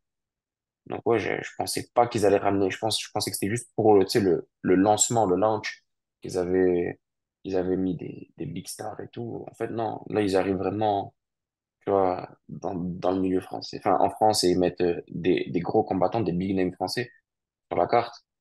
Et au début, tu vois, c'était vraiment pas pour l'image. Donc ouais, forcément, là, je vais bénéficier de l'image grâce à BSD. Parce que je pense, genre, à ce que j'ai compris, ça allait être retransmis sur une grosse chaîne française. Moi, je pense que, ouais, c'est RMC, à ce que j'ai compris. Mais je suis pas sûr, hein. C'est ce que j'ai compris, ce que le manager en question m'a dit. Et ouais, on n'en a pas parlé tout à l'heure, mais ouais, j'ai été contacté sur Instagram par un manager brésilien qui m'a D'accord. contacté, qui m'a proposé de me manager. Donc, je lui ai expliqué que j'étais déjà avec Résidence Management, que bon, ça bougeait pas avec eux. Il m'a dit, OK, ben, eux s'occupent de toi en jiu-jitsu ou pas? Je dis non, qu'en MMA. Il m'a dit, il n'y a pas de souci, je peux m'occuper de ton jiu-jitsu. Donc, avant toute chose, j'ai demandé la permission à Adrien et Aldric de Résilience, si c'était possible. Ils m'ont dit, tant que tu fais de l'oseille, vas-y, frérot, fonce. Donc, je prends mon oseille. En même temps, moi, ça me fait mon premier combat de jiu-jitsu brésilien. Même si c'est pas vraiment le format dans lequel j'ai excellé. Mais ça peut être bien, tu vois. Comment dire? Personnellement, ça me fait vraiment plaisir parce que je suis enfin payé pour pouvoir faire. Alors, c'est pas des milliers des cents. Je pense pas que c'est le salaire que Benoît va toucher, tu vois. Mais c'est symboliquement, ça me fait plaisir, tu vois, d'être Ouais, payé pour du tu jiu-jitsu le brésilien. mérites en Et plus. Tu le mérites. Depuis, moi, depuis toutes ces je pense, années où tu as œuvré pour cette discipline et aussi, tu vois, vu qu'il y a Benoît sur la carte, le retour aussi sur visibilité. Je veux dire, parce que tout à c'est l'heure, ça. tu parlais de l'argent, mais tous les combats que tu as fait aussi, médiatiquement, on va pas se mentir, personne ne parle du jiu-jitsu en France. Je veux dire, c'est le Ouais, MMA qui doit, tu vois. c'est un Mm. microcosme, tu vois, le jiu-jitsu brésilien, encore plus petit que celui du MMA. Et en plus, tu vois, je m'en fous, en vrai, je vais parler comme je veux. En gros, t'as vu, si tu caresses pas les gens dans le sens du poil, t'as vu, c'est un milieu où les gens, ils sont assez fourbes et tout, et il y a des claques qui se perdent, tu vois, bref. Là, j'ai même pas envie d'être assez, trop négatif sur ça, mais bref. Tu vois, c'est un milieu où même les journalistes, t'as vu, ils sont un petit peu chelous. C'est pas comme le MMA, tu vois, où, par exemple, il y a des mecs comme toi ou plein d'autres, tu vois, qui sont open, qui veulent connaître les gens et tout. Et tu sais, des Ouais, c'est fois, un ils font milieu des fermé. articles. C'est un milieu, tu vois, ils font des articles, ils font les recaps des championnats d'Europe, par exemple, tu vois. Avant, c'était pas en France, c'était à Paris, c'était au Portugal. Donc, t'as vu, c'était plus difficile à suivre pour le public français. Et t'as vu, ils font exprès d'omettre les meilleurs résultats français volontairement. Et après, quand tu vas les voir en privé, tu leur demandes pourquoi ils font ça. Même si c'est pas, enfin, je sais pas, t'as vu, ils disent, ouais, mais, je sais pas, l'une donne pas de force et tout. En fait, tu vois, ça marche que à partir de copinage, tu vois. Je sais pas comment t'expliquer. C'est pas un milieu sain. Moi, je pense que c'est un milieu malsain, je pense. Et même s'il y a des médias là, en ce moment qui font les choses bien. Il y en a deux là que je vois sur les réseaux, Visual Jiu-Jitsu et La Violence. Donc, on va leur donner leur crédit, qui font les choses assez bien et qui sont en train d'inverser la vapeur. Et moi, personnellement, je le fais vraiment symboliquement parce que ça me fait plaisir. Ça reste mon sport de prédilection, mon premier amour. Et frérot, quel plaisir de combattre dans un bel événement, tu vois, être Ouais, payé, surtout, transporté, nourri. surtout que tu combats pas longtemps après en MMA à Nice. Une semaine après, ouais, c'est ça, une semaine après au Wars Nikaya. Je te le souhaite pas, mais j'espère que tu vas pas te blesser. Non, frérot, franchement, déjà, moi, je suis brésilien, ça m'est déjà arrivé de combattre le même week-end dans deux compétitions différentes, tu vois, combattre à Florence en Italie et le lendemain combattre à Gap, tu vois. Donc, jiu-jitsu brésilien, c'est pas un sport, je pense, à part si t'es un abruti, hein. Enfin, il y en a toujours. Tu tapes si t'es pris, tu vois, sur une éclair articulaire en étranglement, tu vas pas jouer au con. Hmm. Moi, tu vois, je suis quelqu'un qui m'écoute et qui écoute mon corps, je prends pas de risques inutiles. Donc derrière, ouais, j'ai le combat dans ma ville, premier événement de MMA à Nice. Et On va, on va j'ai en à parler. cœur de faire les choses bien. Et du coup, de toute façon, je pense que le podcast sera sorti après. l'événement là de Jiu-Jitsu. Euh, Ouais. je pense que tu peux dire le nom de l'adversaire. Est-ce qu'il est connu? Ouais, ben écoute, ouais, enfin, dans le jiu-jitsu brésilien, il est connu en Italie, tu vois, Ouais, c'est le héros du ça. jiu-jitsu brésilien, c'est Luca Nacoreta. Moi, personnellement, tu vois, j'ai commencé le jiu-jitsu brésilien, il était déjà ceinture noire, le type. Enfin, je te parle de ça, Ok, j'étais un donc gamin, tu vois, je le voyais en compétition. Le premier pays hors France dans lequel j'ai combattu, c'était l'Italie. Et lui, il était déjà là, tu vois, je le voyais déjà ceinture noire et tout. Grosse légende du ah jiu-jitsu ouais. brésilien, il a fait Ouais, ouais, c'était un des rares Européens, tu vois, qui faisait des podiums au Panaméricain, au championnat panaméricain, aux Europes et tout. Parce que, tu sais, en fait, c'est des Open en jiu-jitsu brésilien. Donc, même si t'es pas européen, tu peux participer au championnat d'Europe. Et 90% même plus, des podiums, c'est que des Brésiliens et des Américains. Il y a très, très peu d'Européens qui se hissent sur le podium en ceinture noire. Je parle bien sûr, hein, et lui, c'était un des Ouais, rares, tu vois, qu'on voyait sur les podiums en ceinture noire, qu'on voyait en adulte, hein, en vétéran master, tout ça. tu le prends très au sérieux du coup ce combat. Bien sûr, tu vois, Anna Coretta, c'est quelqu'un pour qui j'ai énormément de respect, tu vois, parce que j'ai toujours été admiratif de ce qu'il faisait. J'ai suivi sa campagne quand il avait fait la grosse saison, là, je crois que c'était 2017, il me semble. J'avais suivi de très près, tu vois, sa saison et tout. C'est un athlète vers qui je regardais, tu vois. Je prenais un petit peu exemple, tu vois, à l'époque, parce que c'était rare les Européens qui faisaient les choses bien et c'est quelqu'un que je respecte beaucoup, que je peux pas dire de mal de lui, tu vois. Donc, je peux que le prendre au sérieux, vu que j'ai été fan de ce mec, tu vois, par le passé. Mais c'est pas pour autant que je lui ferai des cadeaux, tu vois. Je vais lui montrer que moi aussi Et, je suis là et je suis curieux de savoir, mais comment on arrive à préparer un combat de MMA et un combat de JJB dans le même mois? Est-ce que réellement il y a une prépa ou tu fais les deux? Comment ça se passe? non, pas pour moi, la prépa, tu vois, c'est toujours la même. C'est entraînement du quotidien, tous les jours, voire tri quotidien en fonction de comment ça se passe. Donc, tu vois, je mets toujours la priorité vers les MMA, quoi qu'il en soit. Mais à côté de ça, ben, tu vois, déjà, j'ai un très, très bon niveau en jiu-jitsu brésilien. Je sais que le jiu-jitsu brésilien de haut niveau, c'est comme les MMA, tu vois, tu vois, je l'ai connu dans les ceintures de couleur. Il faut t'entraîner tous les jours, plusieurs fois, etc.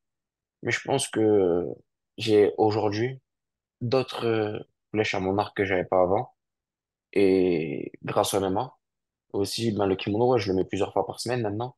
Tu vois, que ce soit avec des Samuel Monin qu'on a au Maccabi, tu vois, gros monument du jiu-jitsu français, tu vois, à l'image d'un Luka Nakoreta, quelqu'un, tu vois, qu'on pourrait mettre, tu vois, si on parlerait de héros, entre guillemets, du jiu-jitsu brésilien en France, tu vois, de big name, tu vois, quelqu'un qui a dominé à l'époque pendant plusieurs années.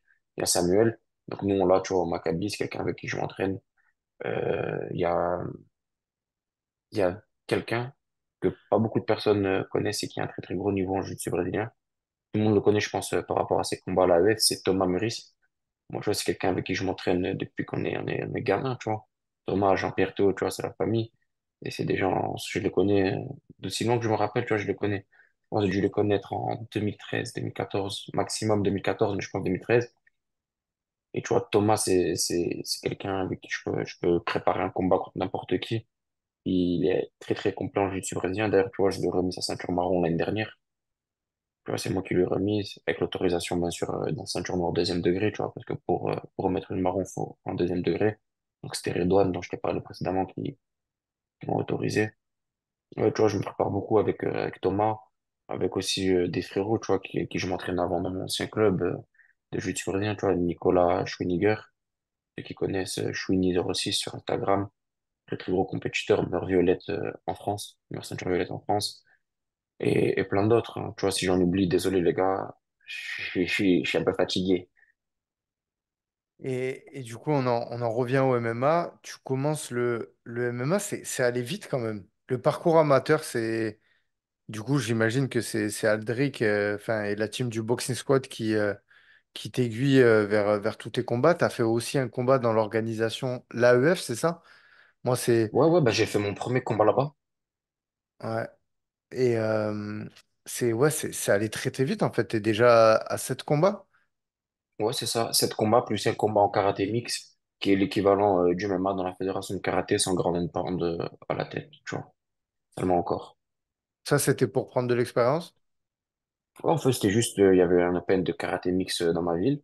Moi, je suis quelqu'un qui cherche à être actif le plus souvent possible et j'étais obligé. Donc, tu vois, j'ai pris une licence.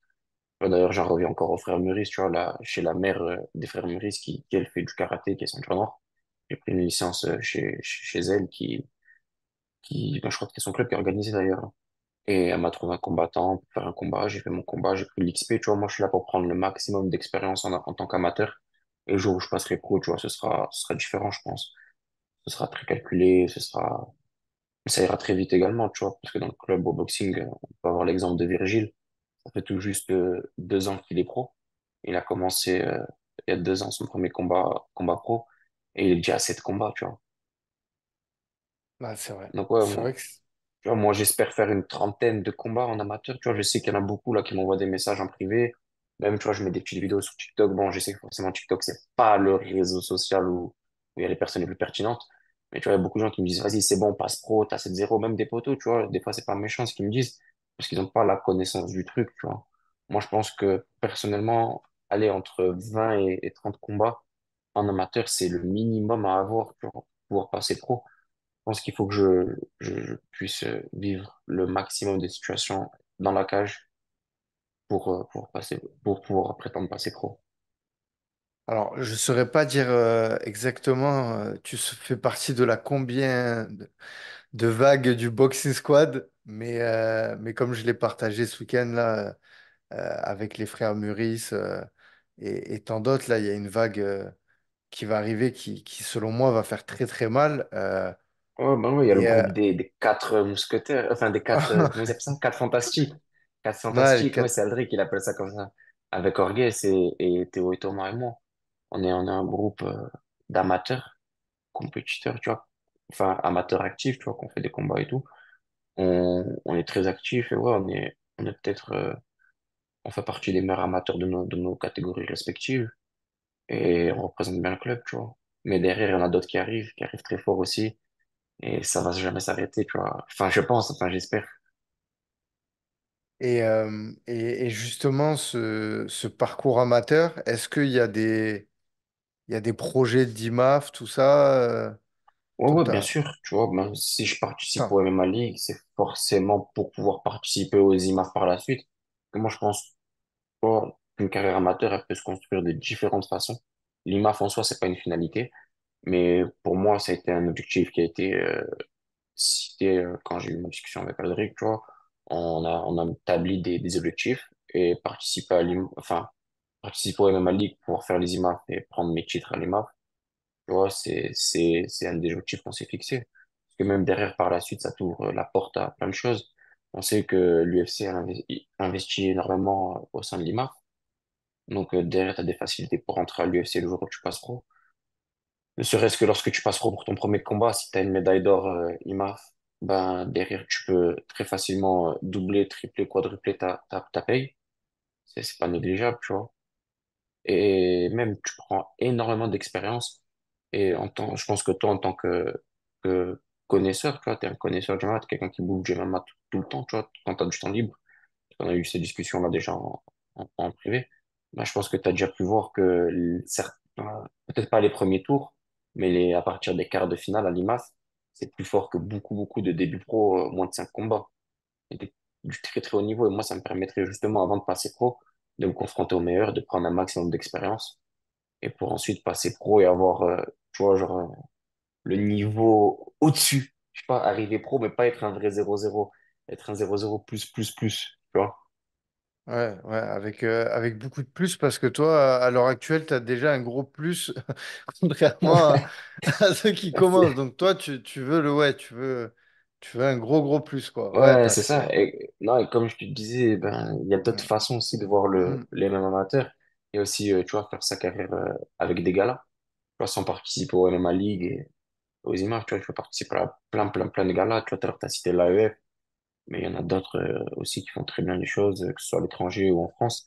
Et tu vois, tu peux participer à plein de galas et faire tes trentaines de combats avec des galas. Je crois que d'ailleurs qu'il y a d'autres combattants amateurs qui sont passés pro, qui sont très en vue. Je crois qu'il y avait Axel Alfondari, je crois qu'il a jamais participé au MMA League ou aux IMAF, tu vois. C'est un mec qui a fait beaucoup de combats amateurs et qui a fait que ça sur des galas, tu vois. Je crois qu'il a fait 2-3 tournois, genre le tournoi de la sueur. mais c'était pas, enfin, tu vois, c'était un gala, entre guillemets. Ouais, il y a toujours moyen de prendre de l'expérience et avant de passer pro, justement. Ouais, ouais, voilà, parce que le format IMAF, il correspond pas forcément à tout le monde, tu vois, peser tous les jours, le jour même, c'est pas forcément ce qui correspond le mieux à tout type d'organisme, tu vois, il y a des mecs qui, ils arrivent pas à enchaîner, tu vois.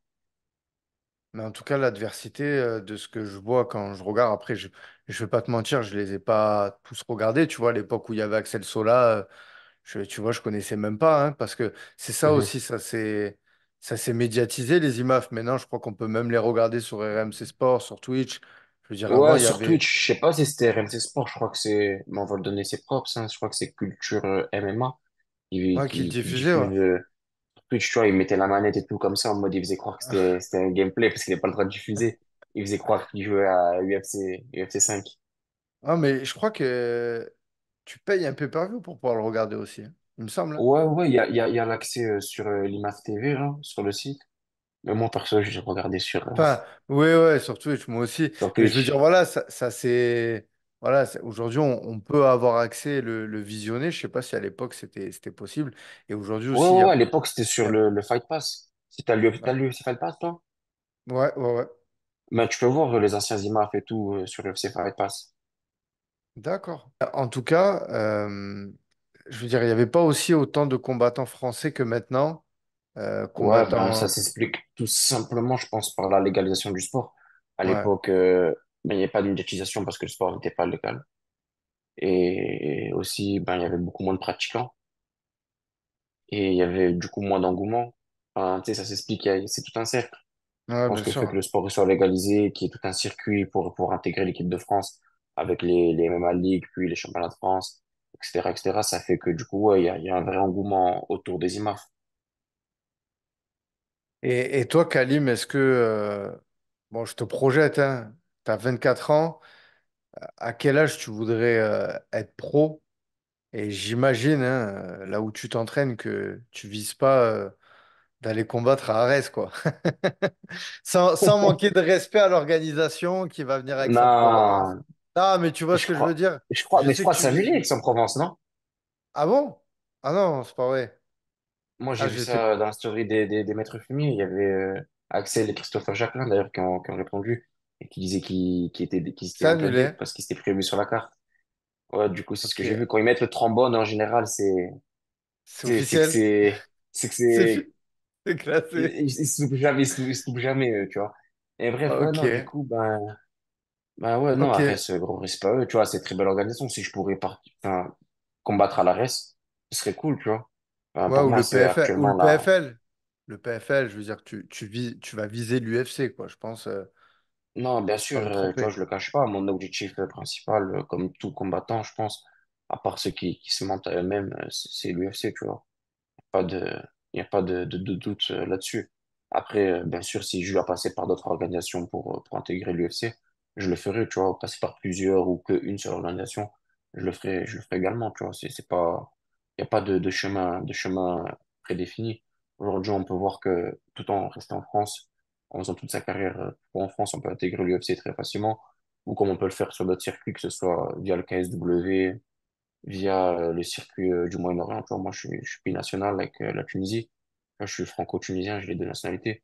Je peux participer grâce à mon arabité, entre guillemets, du fait que la Tunisie, c'est un pays arabe, à j'ai les portes ouvertes pour des shows dans le Moyen-Orient, tu vois.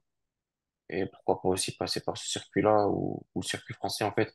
Il y a plein d'opportunités, mais pour ça, je me casse pas la tête, tu vois. Je fais confiance à Adrien et Adric pour ça, tu vois, ils savent faire les choses. Et ils nous le montrent actuellement avec Axel et Virgile, qui sont aux portes de l'UFC. Et quant à la question que tu me demandais, à quel âge je me vois passer pro, personnellement, je préfère laisser ça à Drake, tu vois. Laisser le temps faire, prendre l'expérience, tu vois. Pour moi, c'est pas une course contre la montre. La course, elle débutera à partir du moment où je ferai mon premier combat pro. C'est une discussion que j'ai eue d'ailleurs avec Virgile il y a pas si longtemps que ça, je crois, il y a quelques jours, où il m'expliquait que faut profiter de prendre un max d'XP en tant qu'amateur, un max de compétences. Parce qu'une fois que tu passes pro, ça va tout droit et C'est t'as pas Virgile le qui temps t'a dit de qu'il faut. t'arrêter. C'est Virgile qui t'a dit qu'il faut prendre de l'XP? Parce que j'ai vu qu'il parle beaucoup de Dofus. Ouais, ouais, ouais. Non, mais il a pas Et, dit ça en mode, lui, des expériences, mais moi, c'est de mon langage à moi, je l'exprime. Mais ouais, ouais, lui, ah, c'est un geek de Dofus de ouf. D'ailleurs, il a eu parce son que, personnage, là, dans un des jeux de l'univers Dofus. Je vais oublier le nom, mais il a eu son skin et tout. incroyable, Ouais, terrible. incroyable, c'est fou. Ouais, bah, c'est fou. Et c'est mérité. En tout cas, Ouais, c'est mérité. Il est là, il fait les choses et en plus, c'est une très très bonne personne avant toute chose. Il nous encourage, tu vois, et il s'entraîne vraiment avec nous. Il ne fait pas de cadeaux, il nous fait progresser, donc big respect à lui. et donc là, le combat le 25 mai à Nice, au Warrior, là, nouvelle Mm. organisation. J'ai pu voir, j'ai pas terminé, j'ai commencé à regarder le podcast que tu as fait avec l'organisateur. Bah, la partie 2 elle est sortie tout à l'heure à 19h30. Ouais, c'est Faut que je la ça, partage en justement. plus. Voilà, ben, de toute façon, je mettrai les liens en description parce que, Super, merci. non, bah, avec plaisir, entre guillemets, je suis un peu partenaire de cet événement. De toute Ouais, t'as façon, été un moi, des premiers partenaires annoncés, il me semble. en fait, moi, tout ce qui touche au MMA dans le sud de la France, j'essaye, voilà, d'en être parce que j'aime ça, tu vois, et que ça me fait plaisir. Et puis là, c'est une organisation, allez, je vais le dire, Madine un peu Boxing Squad. Il y a beaucoup de combattants du Boxing Squad. Il y Bon, en a, il fait, y la a, carte, il y a un c'est, certain c'est Boxing Squad matchmaker. vs tout le monde. Voilà, voilà, c'est ça. Il y a un matchmaker, c'est Aldric. Il y a Manon qui est, qui est Marraine la de l'événement. marraine de l'événement. Donc, franchement, non, ça fait plaisir. Puis, on voit qu'ils mettent le paquet sur la communication, sur les partenaires, sur les combattants. Et Ouais. moi, j'ai hâte de D'ailleurs, voir ça. J'ai hâte de voir ça. Et j'en du coup, toi. profite. Ouais, vas-y, vas-y, vas-y, je t'en J'en prie. profite pour rappeler, vu que ça a été dit sur mon podcast, mais peut-être que ton audience, elle écoute pas forcément mon podcast. Les gars, il reste plus beaucoup de place sur déjà deux catégories. La catégorie la plus chère et la moins chère. Pas qu'il restait 10 places pour la moins chère et 5 places pour la plus chère. Donc foncez, foncez, là, c'est dans moins d'un mois. Si vous voulez venir nous voir combattre, c'est maintenant ou jamais. Ouais, Faut prendre vos places. pareil, ouais, pareil les gars, si vous êtes dans le sud de la France, vraiment, de toute façon, pareil, il y aura les liens de la billetterie en description. Ça va être un bel événement. La salle, c'est une salle qui, on sait combien ça peut accueillir de personnes. C'est Tu la sais salle de déjà où? rythme, 500 personnes. Moi, je peux y aller à pied, là. T'as vu, j'habite à côté. Ok, J'ai calculé, t'es sur Google Maps, avec le ouais. trajet le plus long à pied, c'est à 7 minutes, un truc comme ça, je crois, de chez moi.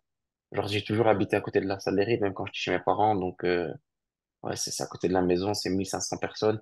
C'est la salle, entre guillemets, des sports de combat à Nice, tu vois, quand il y a des galas de pied-point ou d'autres disciplines à chaque fois, de combat, à chaque fois, c'est là-bas. Donc ouais, Là, il y a une c'est incroyable. pression. Il y a une pression pour toi, Kalim, là, étant donné que tu es à la maison, la famille, les Non, amis. la vérité, non, parce que tu vois, la seule pression, c'est ma femme, tu vois. Genre, j'aimerais pas combattre dans ma femme ou ma mère, mais les deux, je les interdis de venir, donc c'est bon, y a pas de pression, et du plaisir. Que du Donc plaisir. Il y c'est juste aura qui, elle, il y de toute aura qui façon. dans ton coin? Très très bonne question. J'ai pas C'est pas eu encore, c'est pas l'occasion encore, de. ouais, c'est pas encore C'est pas programmé, encore ok. d'actu, mais je pense que je vais prendre Samuel Benzazon du Maccabi Nice, parce que je l'avais proposé, je l'avais dit. J'espère avoir Jérôme Volrin de mon coin également. On va voir s'il est pas pris avec d'autres combattants. Tu vois, priorité sur les pros, bien évidemment, parce qu'il y a aussi des pros sur la carte, il n'y a pas que des amateurs. Et j'aimerais aussi avoir Adric, il me semble qu'Adric, il peut également. Donc ouais, si j'ai ce coin-là, ça serait cool, tu vois. Ah, très très beau coin. En tout cas, c'est une belle carte aussi. Je voulais rajouter déjà ben, l'événement à Nice, magnifique ville. La carte qui est belle, hein, je crois en main event. On va pas avoir Boukish, voilà, Sofiane ouais, Boukichou qui, c'est ça. Il n'a pas été qui encore va. annoncé son adversaire, on peut pas le dire, même Ouais, si, bon, voilà. ok, ok, ok. Et il y a aussi Miguel Aro. Miguel Euh, Arro, pour ouais, moi, un monstre du boxing squad, très très très fort, une machine. Sangwan Super Saiyan 2, tu vois, c'est ouais. Miguel Il y a, Arro, il y a très Baris très fort. aussi. KO Baris de aussi. l'année sur le Fight Ouais. Pass en 2023. Il Donc, vient pour mettre des gens sur vibreur, lui, tu vois. Il, ouais. il chipote Non, pas. non, ça va Il y être une belle a, carte, hein. ouais, il y a les frères Meurice aussi qui combattent. Il y a Orges, son combat, il a été annoncé, là, contre la star de TikTok, là, Scott. Ah, je veux savoir, faut qu'on en parle de ce combat parce que il y a pas mal de hype. Je sais pas si on peut appeler ça de la hype. Ça parle pas mal Là, sur les réseaux. Il y a ouais, ça quelque parle chose, beaucoup. il y a quelque chose autour de ce combat. J'espère qu'on aura le spectacle qu'on veut, mais Ouais, qu'est-ce que t'en franchement, penses, je te toi? mens pas, tu vois. Moi, déjà, Scott, t'as vu, c'est quelqu'un que je connais depuis très longtemps. Donc, Ok, t'as vu, voilà, c'est pas quelqu'un de méchant, c'est un gentil garçon, tu vois. On le connaît, il est pas méchant du tout.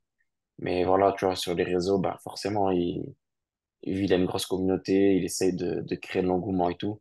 Je pense que le rôle qu'il essaie de se donner, ça lui va pas. ok. Il fait les choses pas bien parce que c'est une bonne personne et des fois il parle un peu trop, il frôle l'irrespect, il a déjà fait le manque de respect. Le problème c'est qu'en face de lui, il a l'autre malade mental d'Orges. Moi je peux me permettre de l'appeler comme ça parce que c'est mon frérot. Mais ouais, il est vraiment fou. C'est Orges, c'est une machine, c'est le numéro un français du Et circuit MMA je, League. C'est mon je crois que partenaire principal. vous m'avez raconté une anecdote qu'il faisait des tractions sur une grue. Ça, Ouais, pour dire, j'ai non, c'est retenu vrai. ça. Ah, mais c'est un fou, ce mec. Bon, je sais Non, pas si les gens. il s'est suspendu à une grille, la distraction, mais après, tu vois, Orges, Bon, voilà, ben, il aime trop le sang, c'est un sanguinaire et c'est un qu'à voir, là. Ce week-end, il a combattu à MMA League, il a fait quoi? 1 minute 48 sur 2 combats. C'est un gros finisseur, c'est un gros palmarès. Je veux pas écorcher son palmarès, mais il me semble qu'il a 8-2. Donc, il a déjà 10 combats en amateur. Scott, je crois que tous ses combats, ils sont pas sur Tapologie, mais il doit être à 3-2 ou au maximum, il a 5 combats. Je lui donne pas plus de 5 combats, s'il me semble avoir bien suivi ce qu'il a fait. Mais bon, bref, c'est vraiment pas le même niveau. Orgues, c'est quelqu'un qui aide énormément Virgile de sa prépa. C'est le sparring principal de Virgile.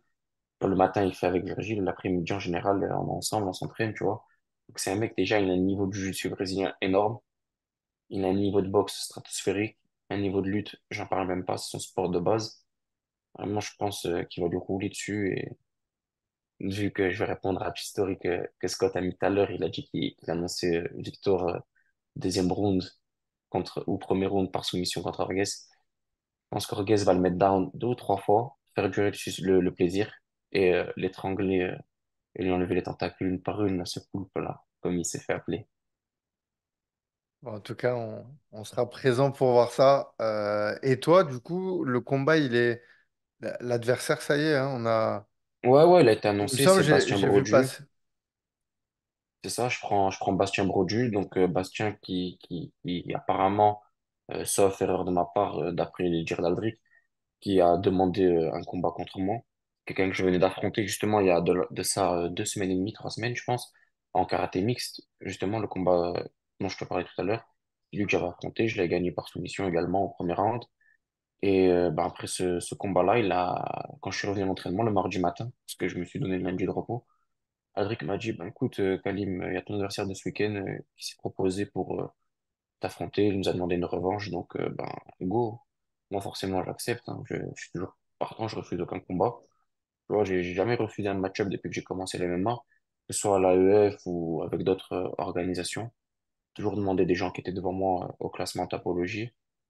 Malheureusement, il y a eu beaucoup de refus, mais moi, ça n'a jamais été de mon côté à moi, il n'y a jamais eu de refus avec personne et je refuserai jamais personne. Tant que Adric s'occupe de tout, tu vois, c'est Aldric qui valide.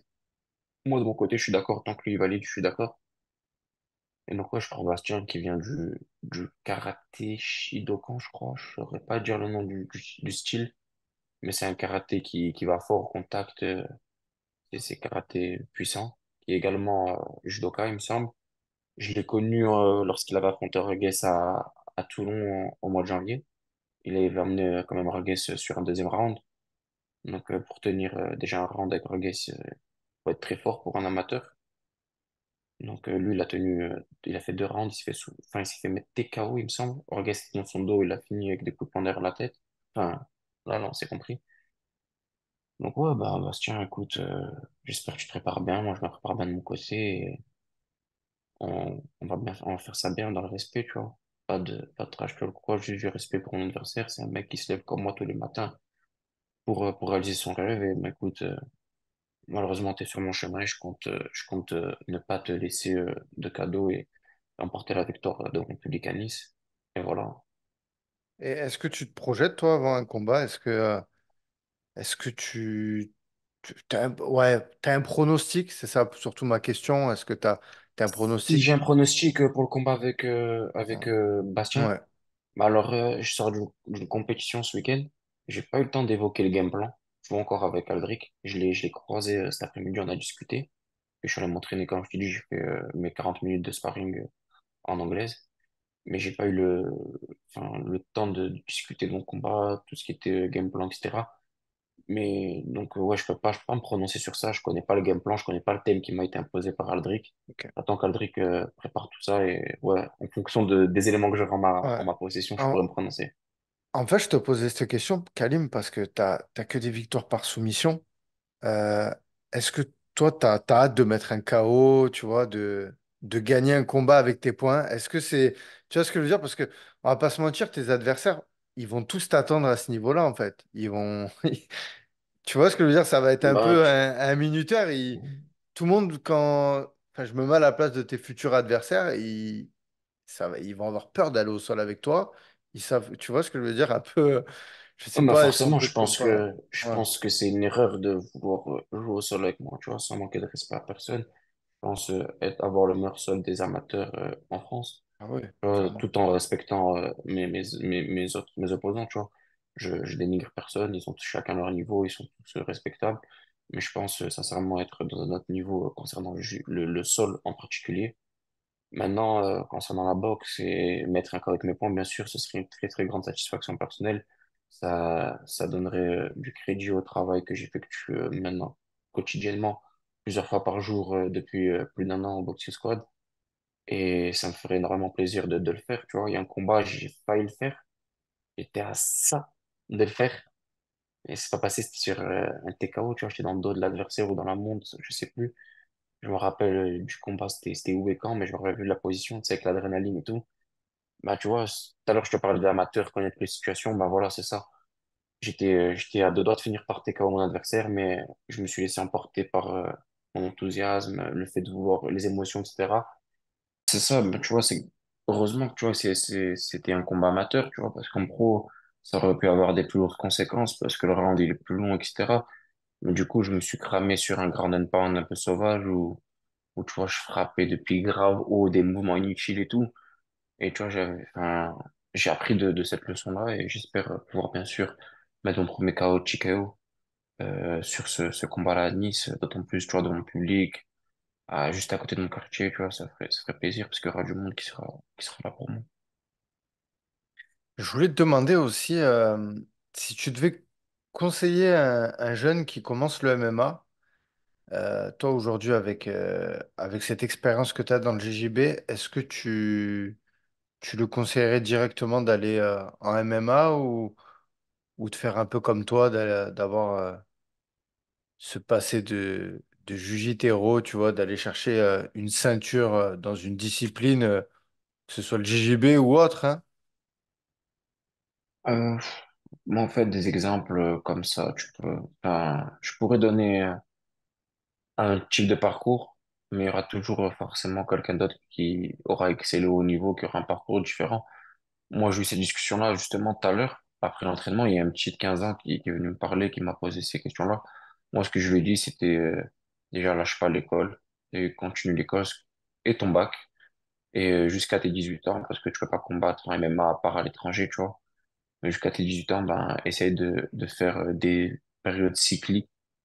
Par exemple, tu te dis pendant une saison, en plus du MMA, je vais faire beaucoup de kickboxing et je vais faire beaucoup de combats. Je dois prendre le maximum d'XP en kickboxing, tu vois, etc.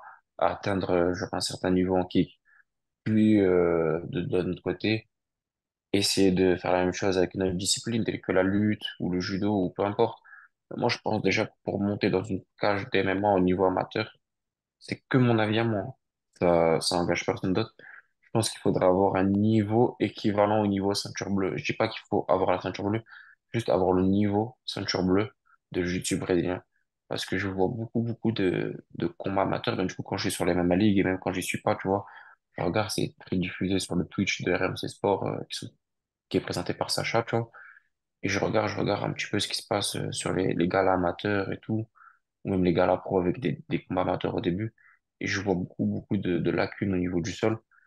Et quand je regarde, tu vois, l'Instagram de ces personnes-là, bah, je me rends compte qu'ils n'ont jamais fait de sol, tu vois, des compètes de grappling ou peu importe, ou même des entraînements, tu vois, ils en font beaucoup, ils misent tout sur le striking. Donc, ouais, les MMA, c'est pas un sport unidimensionnel, il faut avoir un minimum niveau ceinture bleue, je pense, au sol. Ouais, donc, Donc, ouais, avant de faire du MMA, ayez un niveau bleu, on doit jeter dans une cage, sinon c'est dangereux. Le MMA, on joue pas avec sa santé, les gars. toi, aujourd'hui, pour pouvoir t'entraîner en MMA, est-ce que tu travailles à côté? Est-ce que, en fait, derrière cette question, j'essaie de savoir ton niveau d'implication vis-à-vis de la discipline, tes entraînements. Est-ce que tu dois un petit peu aller travailler à côté? Comment ça se passe? Est-ce que tu as des sponsors? Tu vis de tes sponsors? Alors, actuellement, j'ai pas de sponsor. Ne s- peut- Peut-être un que je peux annoncer, vu que peut-être ce sera annoncé d'ici que l'interview sort. Oui, c'est pas annoncé, tant pis, ça fera une exclue. C'est Team Nutrition France qui s'occupe de moi pour la nutrition. Et également Grounding qui m'a donné un petit coup de pouce, tu vois, en me faisant une tenue de combat personnalisée. D'ailleurs, n'hésitez pas à aller sur leur site. Je pense que s'il y a un code promo avec mon nom, n'hésitez pas à me contacter en privé. Je le retrouverai. Là, je l'ai pas de tête. Pouvoir faire des tenues de combat personnalisées, tu vois, des shorts de combat, des rash guards. Donc, t'as vu, c'est toujours bien, ça fait la différence et tout quand tu vas en compétition. Ça permet de te faire connaître sur les réseaux sociaux, etc. Parce que, tu sais, il y a mon arrobase derrière, il me semble. Et, ouais, non, je suis pas sponsor pour le moment. C'était pas ma priorité jusqu'à maintenant. Tu vois, ma priorité, c'était vraiment de me mettre à bloc, de mettre les bouchées double entraînement. Là, maintenant, je me suis beaucoup renseigné sur la façon dont avoir des sponsors, mais surtout encaisser l'argent des sponsors, tu vois. Parce que pour qu'un sponsor lui donne de l'argent, ben, il faut que tu aies une société, soit une association, et bref, des détails dans lesquels ça me prendrait trop de temps à rentrer. Mais bref, là, je vais commencer vraiment à structurer et m'entourer des bonnes personnes, tu vois, parce que je m'étais entouré précédemment d'une personne qui était censée s'occuper, tu vois, de faire les démarches, prendre un pourcentage sur le sponsor et tout. Mais le mec, il dormait trop, donc là, tu vois, j'ai décidé de faire moi un petit peu tout seul et faire ça plus en famille, tu vois, trouver des sponsors plus en famille. Ça, c'est mieux. Et concernant le travail, ouais, je suis chauffeur de bus. Je conduis des bus toute la journée. Donc là, tu vois, en ce moment, je bosse pas. Je vais reprendre d'ici très peu de temps, mais quand je vais reprendre pareil, je vais essayer de... Il y a rien d'acté pour le moment. Moi, je vais essayer de travailler à mi-temps pour avoir justement, ben, avoir des sponsors qui m'aideront à combler la différence de salaire, tu vois. Je conduis des bus un peu toutes les lignes dans Nice. Donc, j'essaie de faire en sorte d'avoir les meilleurs horaires possibles. Tu vois, j'ai des collègues qui sont Ouais. super sympas, qui échangent leurs horaires avec moi pour que je puisse m'entraîner 2 fois dans la journée au minimum et voire 3 fois, tu vois, sur mes jours de repos, 4 fois. Dès que je peux, en fait, m'entraîner le maximum possible. Et ouais, donc là, je suis en train de t'expliquer, je suis en train d'essayer de me professionnaliser encore plus. Je vais essayer, tu vois, de réduire mon temps de travail. Donc, forcément, réduire mon salaire. Mais à côté de ça, essayer d'avoir des sponsors qui combleront la différence. Qui t'a donné des cours, tu vois, au Maccabi, c'est ça, tu vois, je le remercierai jamais assez. C'est un club, tu vois, qui donne l'opportunité de pouvoir vivre plus ou moins de ce sport. Tu vois, je risque d'avoir des créneaux l'année prochaine, là, tu vois, c'est en cours de négociation, mais l'année prochaine, normalement, je m'occupe des compétiteurs pour la section Jiu-Jitsu brésilien grappling. Donc, c'est une très belle opportunité que le Maccabi m'offre. Et moi, ça me permet, tu vois, de dégager un peu de sous avec le sport et du coup, réduire mon temps de travail. Ouais, parce que, mais ça en plus, c'était sur un podcast, je sais plus c'est lequel, hein, parce que j'en écoute beaucoup aussi, que Aldric il avait expliqué justement, tu vois, tout l'acheminement, tout ce qu'il avait mis en place pour pouvoir que les athlètes puissent, tu vois, être impliqués à 100% dans leur entraînement, la récupération et tout ce qui va avec, quoi, parce que, ben voilà, il Oh là là, faut. ben tu sais quoi, j'ai fait une grosse bêtise, tu vas me dire le mot récupération, j'ai oublié mon partenaire le plus essentiel, tu vois, avant même la nutrition ou tout ça. C'est mon partenaire en récupération, c'est Antoine Carlotti Massage. Ouais, c'est mon masseur, c'est lui qui, quand je suis crevé, m'aide à récupérer, à m'entraîner plus vite. Ouais, je le J'allais te recommande poser à la lui. question justement, est-ce que tu te complémentes en alimentation? Ouais, ouais, L'alimentation, c'est comment? Est-ce que tu es vraiment à cheval? Je sais que là, j'ai vu passer un TikTok où tu avais du poids à perdre. Tu disais que tu t'étais fait plaisir pendant le ramadan, mais je veux dire en période normale. En plus, je crois que tu es dans la catégorie des poids moyens. c'est ça, moins de C'est ça. 84. Donc, ouais, Donc, ben, en fait, moi, je pense que j'ai des troubles du comportement alimentaire, t'as vu? Je suis le genre de mec, quand le combat est fini, j'explose, tu vois. Là, j'ai un paquet de Kinder Chocobon White, là. Il est là-bas. Il il me te regarde, il me fait regarde des et il appels. Il me fait des t'appelle. appels, tu vois. Non, plus sérieusement, tu vois, depuis que je suis petit, je fais des jets pour le jiu-jitsu et tout. Et je crois que j'ai des troubles du comportement alimentaire, mais t'as vu que je suis aidé, j'ai un nutritionniste, tu vois, je le paye, etc. C'est Lift It, je sais pas, tu vois qui c'est. Il y a Ouais, beaucoup de je combattants commence à en français. entendre beaucoup parler, ouais.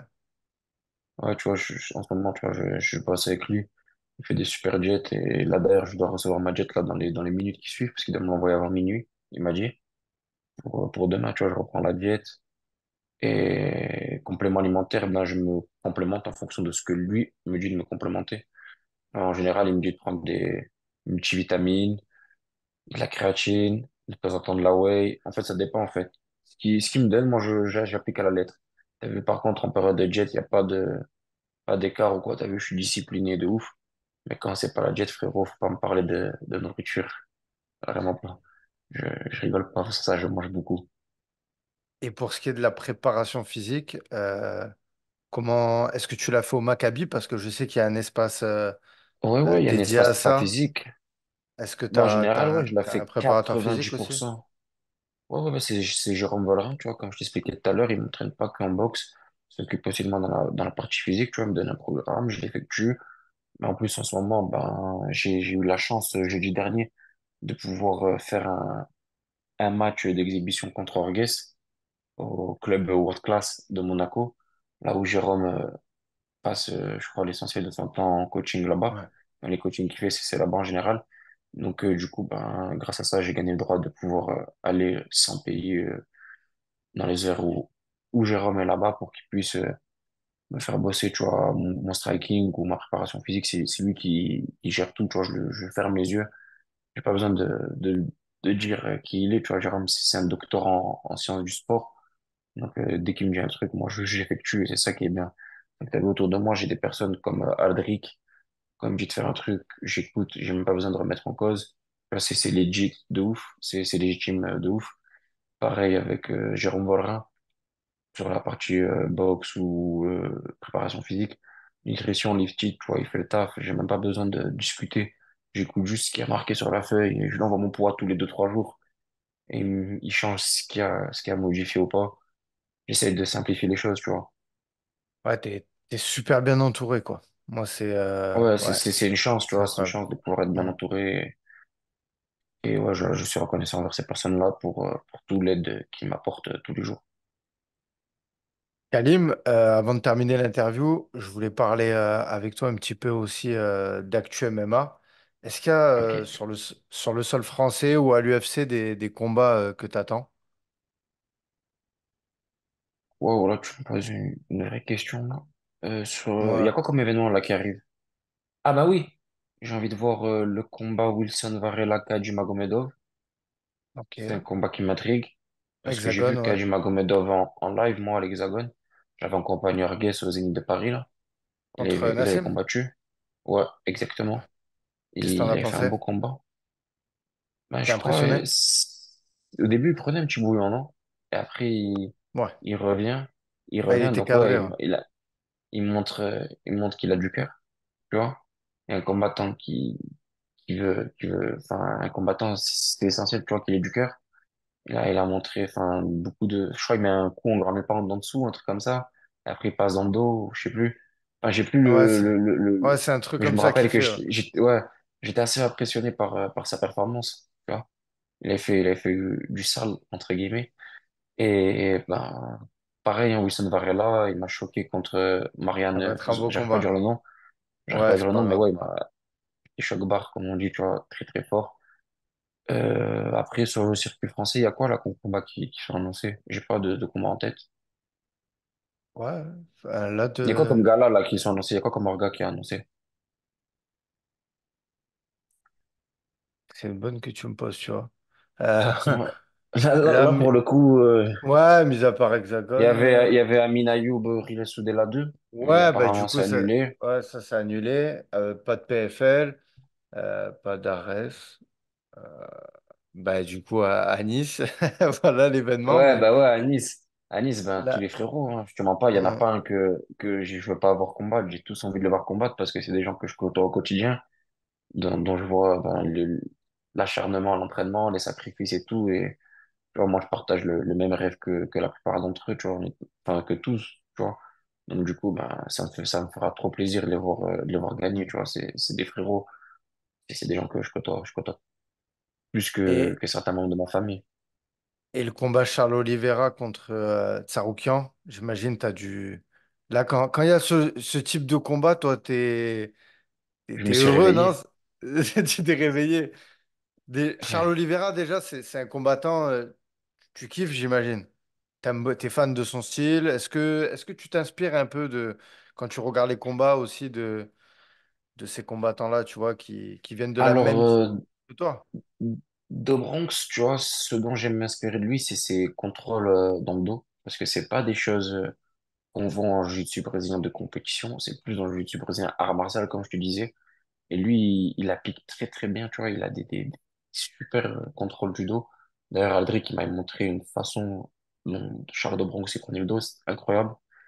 Et même avec Thomas, des fois, on se pose, on analyse ce qu'il fait, on essaie de reproduire. Après, pas tout, parce que j'ai pas forcément le même jeu que lui. Et sur certains scrambles, je le trouve, tu vois, avec tout le respect que je lui dois, bien sûr, hein. Je trouve des fois, il prend pas des décisions que moi j'aurais prises personnellement. Donc, tu vois, c'est ce qui fait on n'a pas forcément, enfin, j'arrive pas forcément à reproduire ce qu'il fait lui, tu vois. J'essaie de plus m'inspirer d'un Mathieu Gamrot, par exemple, tu vois, qui a plus un style de scramble qui me ressemble. Enfin, j'essaie de lui ressembler plus ou moins, plus adapté à moi. Tsaroukian, bien sûr, très très gros scrambler, j'adore tout ce qu'il fait, très très grand athlète, et ouais, le combat, ben, je suis dégoûté qu'il soit pas fait en 5 rounds, hein.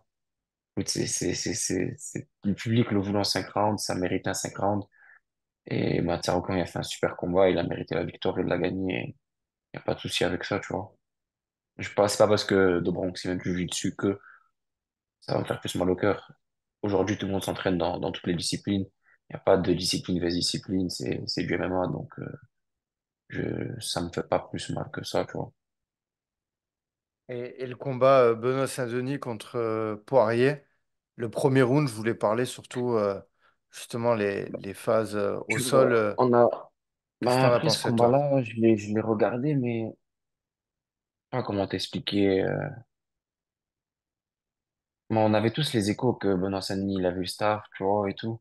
Donc, tu vois, forcément, je regarde le combat avec les commentateurs et tout. Les commentateurs, ils disaient qu'il avait un staff et tout, ça se voyait qu'il était fatigué. Donc, t'as vu, j'ai pas vraiment apprécié le combat parce que quand tu regardes le combat, t'es un peu deg, tu te dis, ouais, le mec, il est pas à 100%, il est réduit et tout, et forcément, c'est un combattant que je suis, d'ailleurs, qui était dans ma catégorie. Je lui dis, bien, on aurait pu se rencontrer. Parce que l'année où il fait champion de France CSJB en ceinture bleue moins de 82, c'est l'année où je passe le bac, donc je pouvais pas le faire le championnat de France. Et d'ailleurs, je le faisais jamais. D'ailleurs, je combattais à d'autres compétitions plus prestigieuses que le championnat de France. Mais si je l'avais fait, on aurait pu se rencontrer avec Benoît Sani pour la petite anecdote. Et ouais, non, c'est un combattant que je suis depuis ses débuts, depuis le Brave. Enfin, pas de, c'était pas ses débuts, le Brave, mais ouais, que je suis depuis le Brave. Donc ouais, forcément, ça faisait un peu chier, tu vois, de le voir réduit. Mais sinon, ouais, il fait une totale domination sur les phases de sol. Ça m'étonne pas, c'est tout ce qu'on a pu voir de Benoît depuis très longtemps, qui est très très fort au sol, qui fait les choses très très bien. Et pour la petite anecdote, il me semble que son prof de sol, quelqu'un qui a fait du sol aussi également à Nice, Christophe Savoca, qui Sauf est passé par Savoca. Nice, ouais, qui était passé par Nice à l'époque, c'est un nom que j'entends beaucoup dans la bouche des anciens du Jiu-Jitsu à Nice. Ouais, très, très, très, très bon Ouais, sol, Christophe Savoca. S'il écoute ce podcast ou s'il tombe dessus, je lui passe bien le bonjour, Ouais, sinon, clairement. bah, il y a le combat en international, ouais, il y a le combat de Khamzat, du coup, vs Whittaker, qui me hype de Ouais, ouf. ouais, il te Parce que, hype, ben, hein. Whittaker, pareil, Plus tu que vois, c'est un Makachev. athlète. Plus que Makachev contre Poirier. Pas forcément, je sais pas, il a qui ce combat, mais sans manquer de respect pour lui, le combat est joué d'avance, enfin, après, il y a rien qui est joué Oui, d'avance, tu vois. Mais si je devrais donner une statistique, ce serait 4, en tant que spectateur, bien sûr, hein, ce serait 90-10, tu vois, à part un crochet dont il a le secret de Poirier, qui sortirait des ténèbres. Je sais pas comment il pourrait gagner ce combat-là, mais tout est possible en MMA, bien sûr. bien Ouais, moi, il y a sûr. le combat Whittaker, il me hype de ouf, tu vois, Whittaker. Contre Chimaev. chut, Chimaev, ça va être ouf. On va voir si Chimaev va pouvoir appliquer sa lutte à Whittaker. Whittaker, on a vu qu'il était fort dans la défense de lutte contre Romero, mais c'est pas la même lutte que Hamza, tu vois. Romero, il faisait beaucoup de single attack. Hamza, il fait du chain wrestling. Donc, je sais pas, à chaque fois que je me dis que, par exemple, Hamza Ousmane, je me disais, il arrivera pas à lutter, il arrivera pas et tout, et il me fait tout le temps, il me fait tout le temps taire. Pareil contre Burns, hein, tu vois, je me disais, il arrivera pas à le gagner et tout. Je sais pas, ce mec, on dirait, il a toujours la solution contre n'importe quel type d'athlète. Ramzat, bon, bien sûr, je suis fan, tu vois, du combattant. Le style, j'adore. Mais le problème que j'ai avec Ramzat, et je pense que les fans du MMA, ils l'ont aussi, c'est qu'à chaque fois, on s'attend à quelque chose et on l'a pas, tu vois. Mais plus le temps il passe, quand il combat pas, on regarde son combat, on dit, mais en fait, il a fait un truc de fou. Tu vois, C'est ça, c'est ça. je sais pas si tu vois ce que je veux dire. En fait, Kamaru Usman, après le combat, je me rappelle quand je l'ai vu, j'étais limite déçu. Mais là, il y a pas très longtemps, je l'ai re-regardé le combat. Je dis, mais en fait, ce qu'il fait à Kamaru Usman, c'est un truc de fou, tu vois. Il y avait aucun Après, il y a, combattant, mis à part Leon Edwards, qui avait fait tomber Kamaru Usman. Et encore, ça n'a pas été le même acheminement, quoi. Tu vois, ouais, il y a eu moi, je pense Leon que ce Edwards, il combat, avait crocheté. Il il mérite, mérite une ouais? revanche. Parce que, bah ouais, Ouais, il vient clairement. dans les conditions dont le combat s'est effectué, c'était, il me semble, Ousmane en short notice, de très, très peu, Ouais. qui monte à 84 exprès pour le combat. C'était un 3 il me semble, c'était pas un 5. Donc, ouais, il mérite une revanche sur 5 rounds, ce serait très, très beau. Et en plus, Ousmane, il revient fort à la fin du 3. Oh, il y a un gros Ouais. échange de boxe anglaise à la fin du 3 et ouais, c'est un combat, moi, qui m'a fait kiffer comme ça. Tu vois, au début, j'étais assez déçu parce que je m'attendais à une dinguerie de l'un comme de l'autre. Au final, ouais, on a eu une décision, mais en soi, faire ça à Kamaru, Puis mine c'est de rien, chaud. Khamzat, ça commence à faire un moment qu'il est là. Il a affronté des adversaires, des noms. Mais tu vois, dans cette catégorie là où il est maintenant, on n'a pas de réponse parce que voilà, Kamaru Usman, pour moi, c'est pas un vrai middleweight. En plus, tu l'as dit, il est monté, C'est il a pas eu le ça. temps de faire sa prise de C'était un masse. très Enfin, très gros 77, mais voilà. un moyen middleweight. Et Khamzat, c'est quelqu'un de très très lourd, il me semble. Même s'il a combattu au 77 par le passé, il me semble qu'il est très très lourd, tu vois. Mais là, Whittaker, je pense qu'on va avoir les réponses hein, si ce combat il se Ouais, fait parce franchement, qu'on ne sait jamais. si passe Whittaker, ouais, après, ouais, on sait jamais. Si passe Whittaker, franchement, c'est fort, fort, fort. Et Hmm. Whittaker, après, voilà, il est plus à son prime, mais ça reste quand même quelqu'un de très, très fort. Et aussi, ben, dans la même catégorie, le fameux combat Nassourdine Canonnier. Ah, J'attends avec impatience. j'allais t'en parler. Ouais, pareil, hein. On a un Français aussi qui est dans le top de cette catégorie, hein. Ça aussi, ça passe un petit peu sous les radars, tu vois, parce que Nassour, il est moins médiatisé qu'un Cyril Gane Ouais, ouais, ouais, ou mais qu'un bon. Benoît Saint-Denis, mais Jared Cannonier, c'est pareil, hein, c'est au même niveau Bah ouais, que Dustin Poirier, Canon, c'est très, très costaud. ouais, Canonnier, en plus, très, très gros physique pour la Mm. KT, il frappe fort. Enfin, je Qui sais vient pas, des poids lourds. franchement. Ouais. Moi, je vois, ouais, il vient des poids lourds. Moi, je vois vraiment Nassourdine gagner ce combat par la vitesse, l'explosivité, la technique. Je pense qu'il est au-dessus, mais après, le physique, je sais pas, tu vois, je sais pas ce Mm. qui, peut-être la différence de poids, ça y joue. Après, il y a un combat qui est souvent oublié, j'entends très, très peu de personnes en parler. et je pense qu'il a lieu dans moins de 20 jours ou 2 jours, je crois. C'est le combat du frérot Kevin Loussé, combat contre Gordon, je crois, j'arrive pas à dire son nom. C'est une sorte de Gordon ou Gordon, je sais plus. J'oublie le nom. Ouais, Tu sais si tu peux me ouais, dire le nom, parce qu'à chaque fois, ouais. j'oublie Je vais le nom, mais regarder ça tout de ouais, suite. moi, je serais de tout cœur avec Kevin T'as pu un et peu je lui tourner avec souhaite. Kevin Jousset quand il est venu Ouais, bien sûr, bah, Kevin est très, très gentil. On s'est même entraîné de temps en temps. On venait le week-end et tout, s'entraîner le matin. C'est quelqu'un de, comment dire, c'est quelqu'un que je regarde, ouais, c'est un athlète de qui Ouais, je m'inspire. Jared Et, Godden. Voilà, Jared ouais, Godden. c'est ça, j'arrive pas à dire Gordon, je sais plus, j'ai tué son nom. Mais bref. Ouais, Kevin, c'est quelqu'un, ouais, on a beaucoup tourné. Il est très, très ouvert d'esprit, tu vois. Donc, ben, des fois, même, je lui montrais des détails et tout. Était super réceptif, tu vois, alors qu'il avait aucune raison, tu vois, de m'écouter. Parce que le mec, il a l'UFC, moi, je suis un amateur. Ben, tu vois, il pouvait m'envoyer chez me dire, mais qu'est-ce que tu montres? Et pourtant, tu vois, il écoutait, et il apprenait, enfin, tu vois, il prenait ce que je lui montrais. Et ça m'a fait grave fait plaisir. Et même lui, tu vois, j'ai appris beaucoup dans le MMA, enfin, de son style à lui, de la façon dont il travaillait. Et ouais, bah, Kevin, c'est un frérot, je le soutiens, je lui donne toute la force qu'il mérite et il mérite plus de soutien, hein, même s'il est en Nouvelle-Zélande et je sais que c'est compliqué pour les fans de suivre un athlète qui est là-bas, mais il mérite le soutien de tous les fans français des MMA parce que c'est vraiment un superbe athlète et une super personne qui, je pense, va faire un très très beau combat. Et je lui souhaite, Hmm. de faire une très grosse performance, de prendre un bonus parce qu'il mérite. Après, je pense que c'est parce que Kevin, il est pas encore, tu vois, dans le top de la catégorie, Ouais, mais je pense de qu'il sa en est pas caté, mais il très va y loin. arriver. Ah non, il va y arriver très vite, hein. En plus, il y a la Je pense qu'il rivalité a un. Ah ouais, c'est ça, avec avec JDM. ouais, j'en avais parlé Ouais, j'arrive pas à dire. justement. Ben, j'invite tous les gens qui regardent ce podcast à aller voir l'interview que j'ai faite avec lui ben, au Boxing Squad. Justement, Mhm. je lui en parle de cette rivalité parce que ben, il avait perdu le combat, mais bon, il y avait des circonstances. C'est sur une coupure, il me semble, et il est Ouais, pris en carte exactement. notice. Exactement. Voilà. Donc, Mais ouais, Kevin, très très fort. Je pense qu'il a un ou deux combats du top 15, non? C'est ça? Si je dis pas moi, de c'est ça. bêtises. Ouais, je pense, hein, en Un plus. ou deux combats. Je pense que s'il gagne ce combat-là, peut-être il Hmm. en a un autre, et après il va dans le top 15, ou il va directement dans le top 15. C'est une machine, et ouais, moi je pense qu'il. Enfin, Demadena, par exemple, très très très fort, hein. Il a fait un gros combat contre Burns. Mais je pense que Kevin, peut sortir son épingle du jeu contre Demadena et lui prendre ça et gagner, ouais. En tout cas, je lui souhaite. Et ben, on finit le tour de l'actualité. On est obligé de passer par là, hein. On va parler de Manon Fiorot, bien évidemment. La Oh, moi, ça me championne. dérange pas. Ça me dérange pas de parler de Manon. Ben, moi non plus. Donc, c'est parfait. Euh, ben, on a parlé de son combat qui est.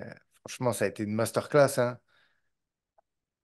Il y a encore Masterclass. des gens il y avait des gens qui doutaient, hein. C'est terrible de Manon, quoi. Bah, après, on n'a pas tous Moi, je la parie chance de pas. la Je voir parie pas. s'entraîner. Ouais. Moi, je parie pas. En plus, c'était en période de Ramadan, c'est Ouais. déconseillé pour les gens de ma confession. Mais, les gars, 2-10, c'était donné. La cote à 2-10, fallait mettre la maison sur Manon, les gars. Je sais pas pourquoi il y a personne qui a parié sur elle. Ouais. Moi, j'ai pas parié parce que quand je parie, je porte la poisse sur qui je parie.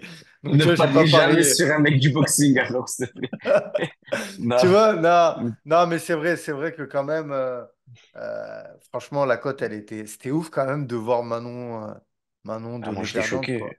Voilà, Parce j'avoue. que, Comme en Benoît, plus, il y hein, a, comme Benoît face à Moïse, pas Poirier. Moïse, non, face à, Euh, comment il s'appelle? C'était le le frère Mareta, Brésilien. là. Mareta, comment il s'appelle? Bonfi.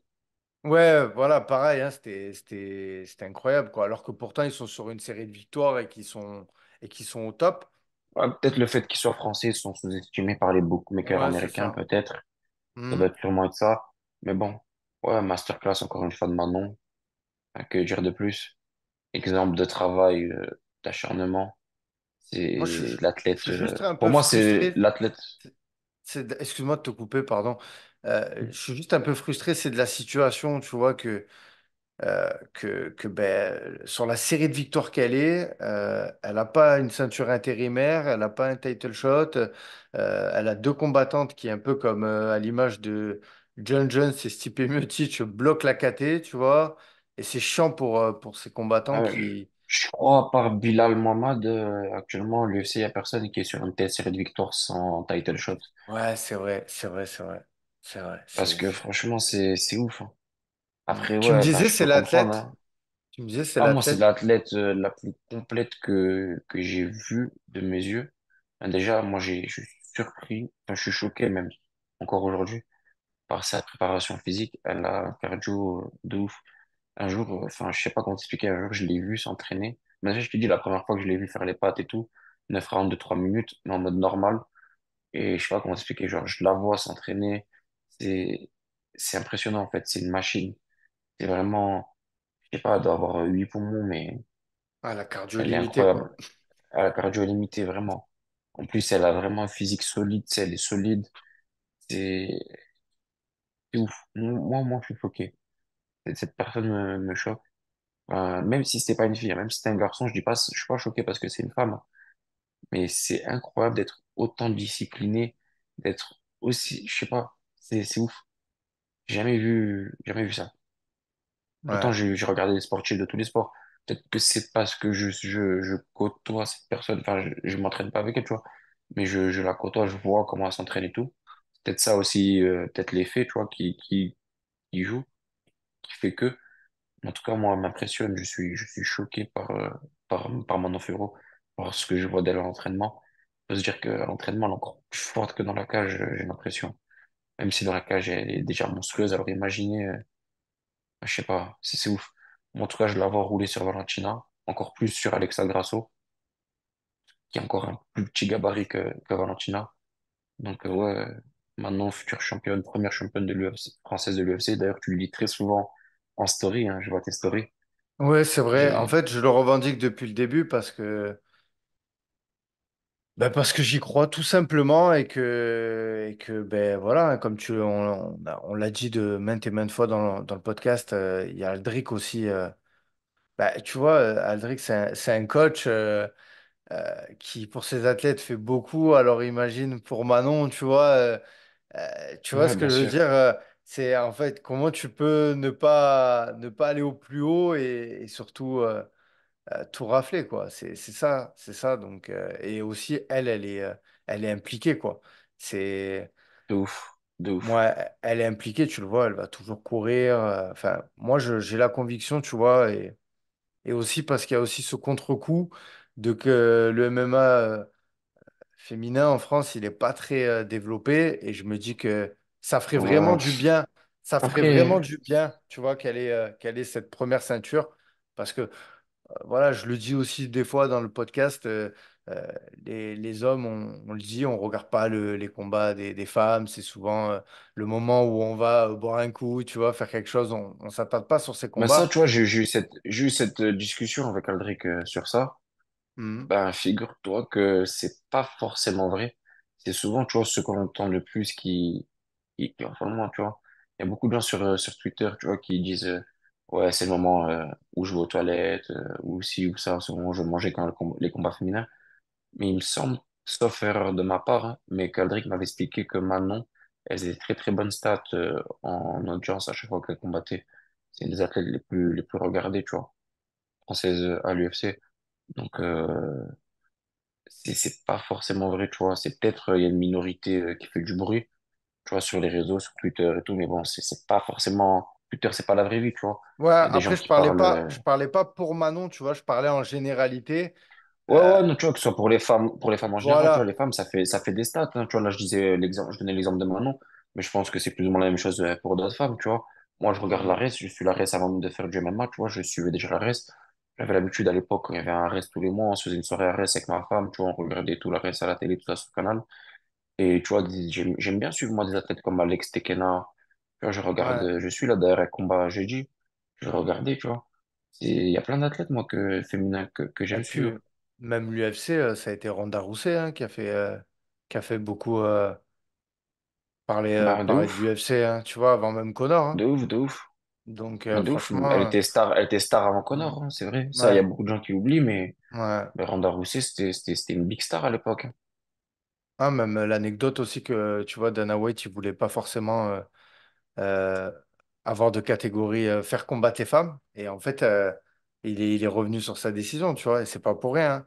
Non, mais voilà, moi, j'y crois et je pense vraiment qu'elle va le faire. J'espère juste que niveau timing, ben, et tu vois, c'est pas que le faire, elle pourra le faire, mais c'est aussi que la catégorie s'y prête et que voilà, qu'elle puisse nous ramener cette ceinture dans le Ouais, sud moi de la j'espère France, que tu vois. ce sera réglé après le troisième affrontement entre les deux, Ouais, mais j'ai aucun doute que même si ça se fera pas de suite, si elle est, je crois elle s'est positionnée backup, enfin je sais même pas, j'ai plus ces discussions, mais elle a ouais, de toute demandé à façon. être backup ou avoir un titre intérimaire, même si ce sera pas un titre intérimaire et qu'il faudra attendre plus longtemps, j'ai la certitude qu'elle va prendre ce titre et qu'elle ramènera la ceinture au boxing. Au moins je ferai une chose avec la ceinture UFC, hein. Elle va être ajoutée au mur en haut, là. Ah, il commence à en avoir des C'est ceintures ça, c'est là-haut, ça. là. Ah, il y en a grave, là, il y en a deux d'Ares, Ah, là. ouais, ouais, des très belles ceintures. Kalim, on arrive à la fin du podcast. Moi, c'était vraiment un plaisir d'échanger avec toi. Hormis ben, l'athlète que tu es, tu es un passionné de MMA et c'est toujours un plaisir vraiment d'échanger avec toi. J'espère qu'au travers de ce podcast, il y a certaines personnes qui vont te découvrir, qui vont même aller te suivre sur tes réseaux, aller donner de la force à Kalim. C'est un combattant voilà, qui va encore faire parler de lui. Ça commence à... Je trouve que là, depuis tu vois, que j'ai fait ta connaissance, je vois ton nom revenir dans beaucoup de stories, tout ça. Donc, Ah ça y ouais? est, c'est en train de se mettre... Ouais, ouais, Ah, clairement, oui, oui. Bah, je me rends même pas compte, hein. ah bah non, J'ai si, si, ça pas... y est. Bah, au tout début, je pense, c'était pas... justement, tu vois, je te connaissais pas, sans forcément dire que je connais tout le monde, tu vois, mais là, ça y est, tu t'es implanté dans le paysage du MMA français, clairement. Même si c'est pas moi qui détermine ça, mais je pense pas me tromper en le disant. Et en tout cas, je te souhaite vraiment le meilleur, beaucoup de performances, déjà pour ton parcours amateur et de toute façon, je serai là pour la suite de ta carrière. Et voilà, hein, quoi te dire de plus? Continue, ne lâche rien, vraiment ne lâche rien. Et de toute façon, tu sais que tu as tout le soutien d'Afterfight. Je crois que je suis le premier à t'avoir interviewé, non? Non? Peut-être t'es passé déjà avant sur d'autres Euh, podcasts. ouais, il y a eu la frappe au tout début avant mon Oui, premier combat. Mais j'étais pas encore intervenant, pour le coup. d'accord. Ben voilà, ce sera aussi l'occasion d'inviter les gens à suivre la frappe MMA. Il y aura donc les réseaux en description.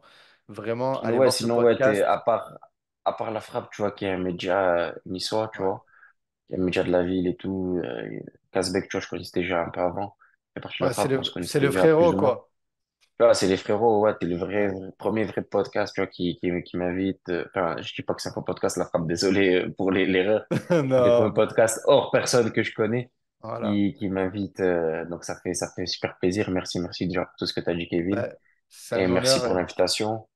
Ça fait toujours plaisir, tu vois, comme je t'ai expliqué la première fois qu'on s'est vu. Moi, j'écoutais After Fight, avec le journal. C'était quoi l'émission? Journal du Fight, c'est C'est ça? le JDF, le journal du fight, avec Guillaume Pelletier. Tu vois, c'est ça, j'écoutais JDF, tu vois, dans le bus parce que c'était un format long, tu vois. Moi, j'aime beaucoup les formats longs. J'écoutais même les interviews avec certains combattants. Donc, ouais, t'as vu, je t'écoutais. Aujourd'hui, je passe sur After Fight, je suis grave content, tu vois, ça me fait plaisir. Et ben, j'espère, ouais, bien sûr, par la suite, pouvoir passer, tu vois, sur After Fight. Et merci beaucoup du soutien que tu m'apportes.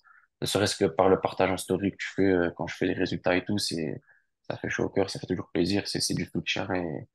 Et tu vois, c'est des petites attentions qui font la différence, tu vois, qui font que, comme tu dis, aujourd'hui, ben, il y a beaucoup plus de personnes qui me connaissent qu'avant. Et c'est simple, le petit partage en story là, et ça me fait grave plaisir. Et je voulais vraiment te remercier pour tout ce que tu fais pour moi, tu vois, la mise en avant et tout. C'est énorme, t'es pas obligé de le faire et tu le fais de bon cœur et ça me fait grave plaisir. Merci beaucoup, Kevin. Voilà, voilà, on arrive à la fin du podcast, les gars. Bon, si vous avez kiffé, vous connaissez la tradition, vous mettez un petit like, un petit commentaire. Et surtout, ben, vous pouvez suivre After Fight sur Instagram. C'est le réseau où je suis le plus actif, avec un peu d'actualité du MMA. Et puis surtout, allez suivre Kalim Mastouri sur Instagram. Allez lui donner de la force, les gars. Vous le regretterez pas. Et voilà, faut monter dans le train. Vraiment, c'est un train qui va aller très très vite. Ça vient de Nice et ça va aller très très loin. Voilà, à très bientôt. Merci.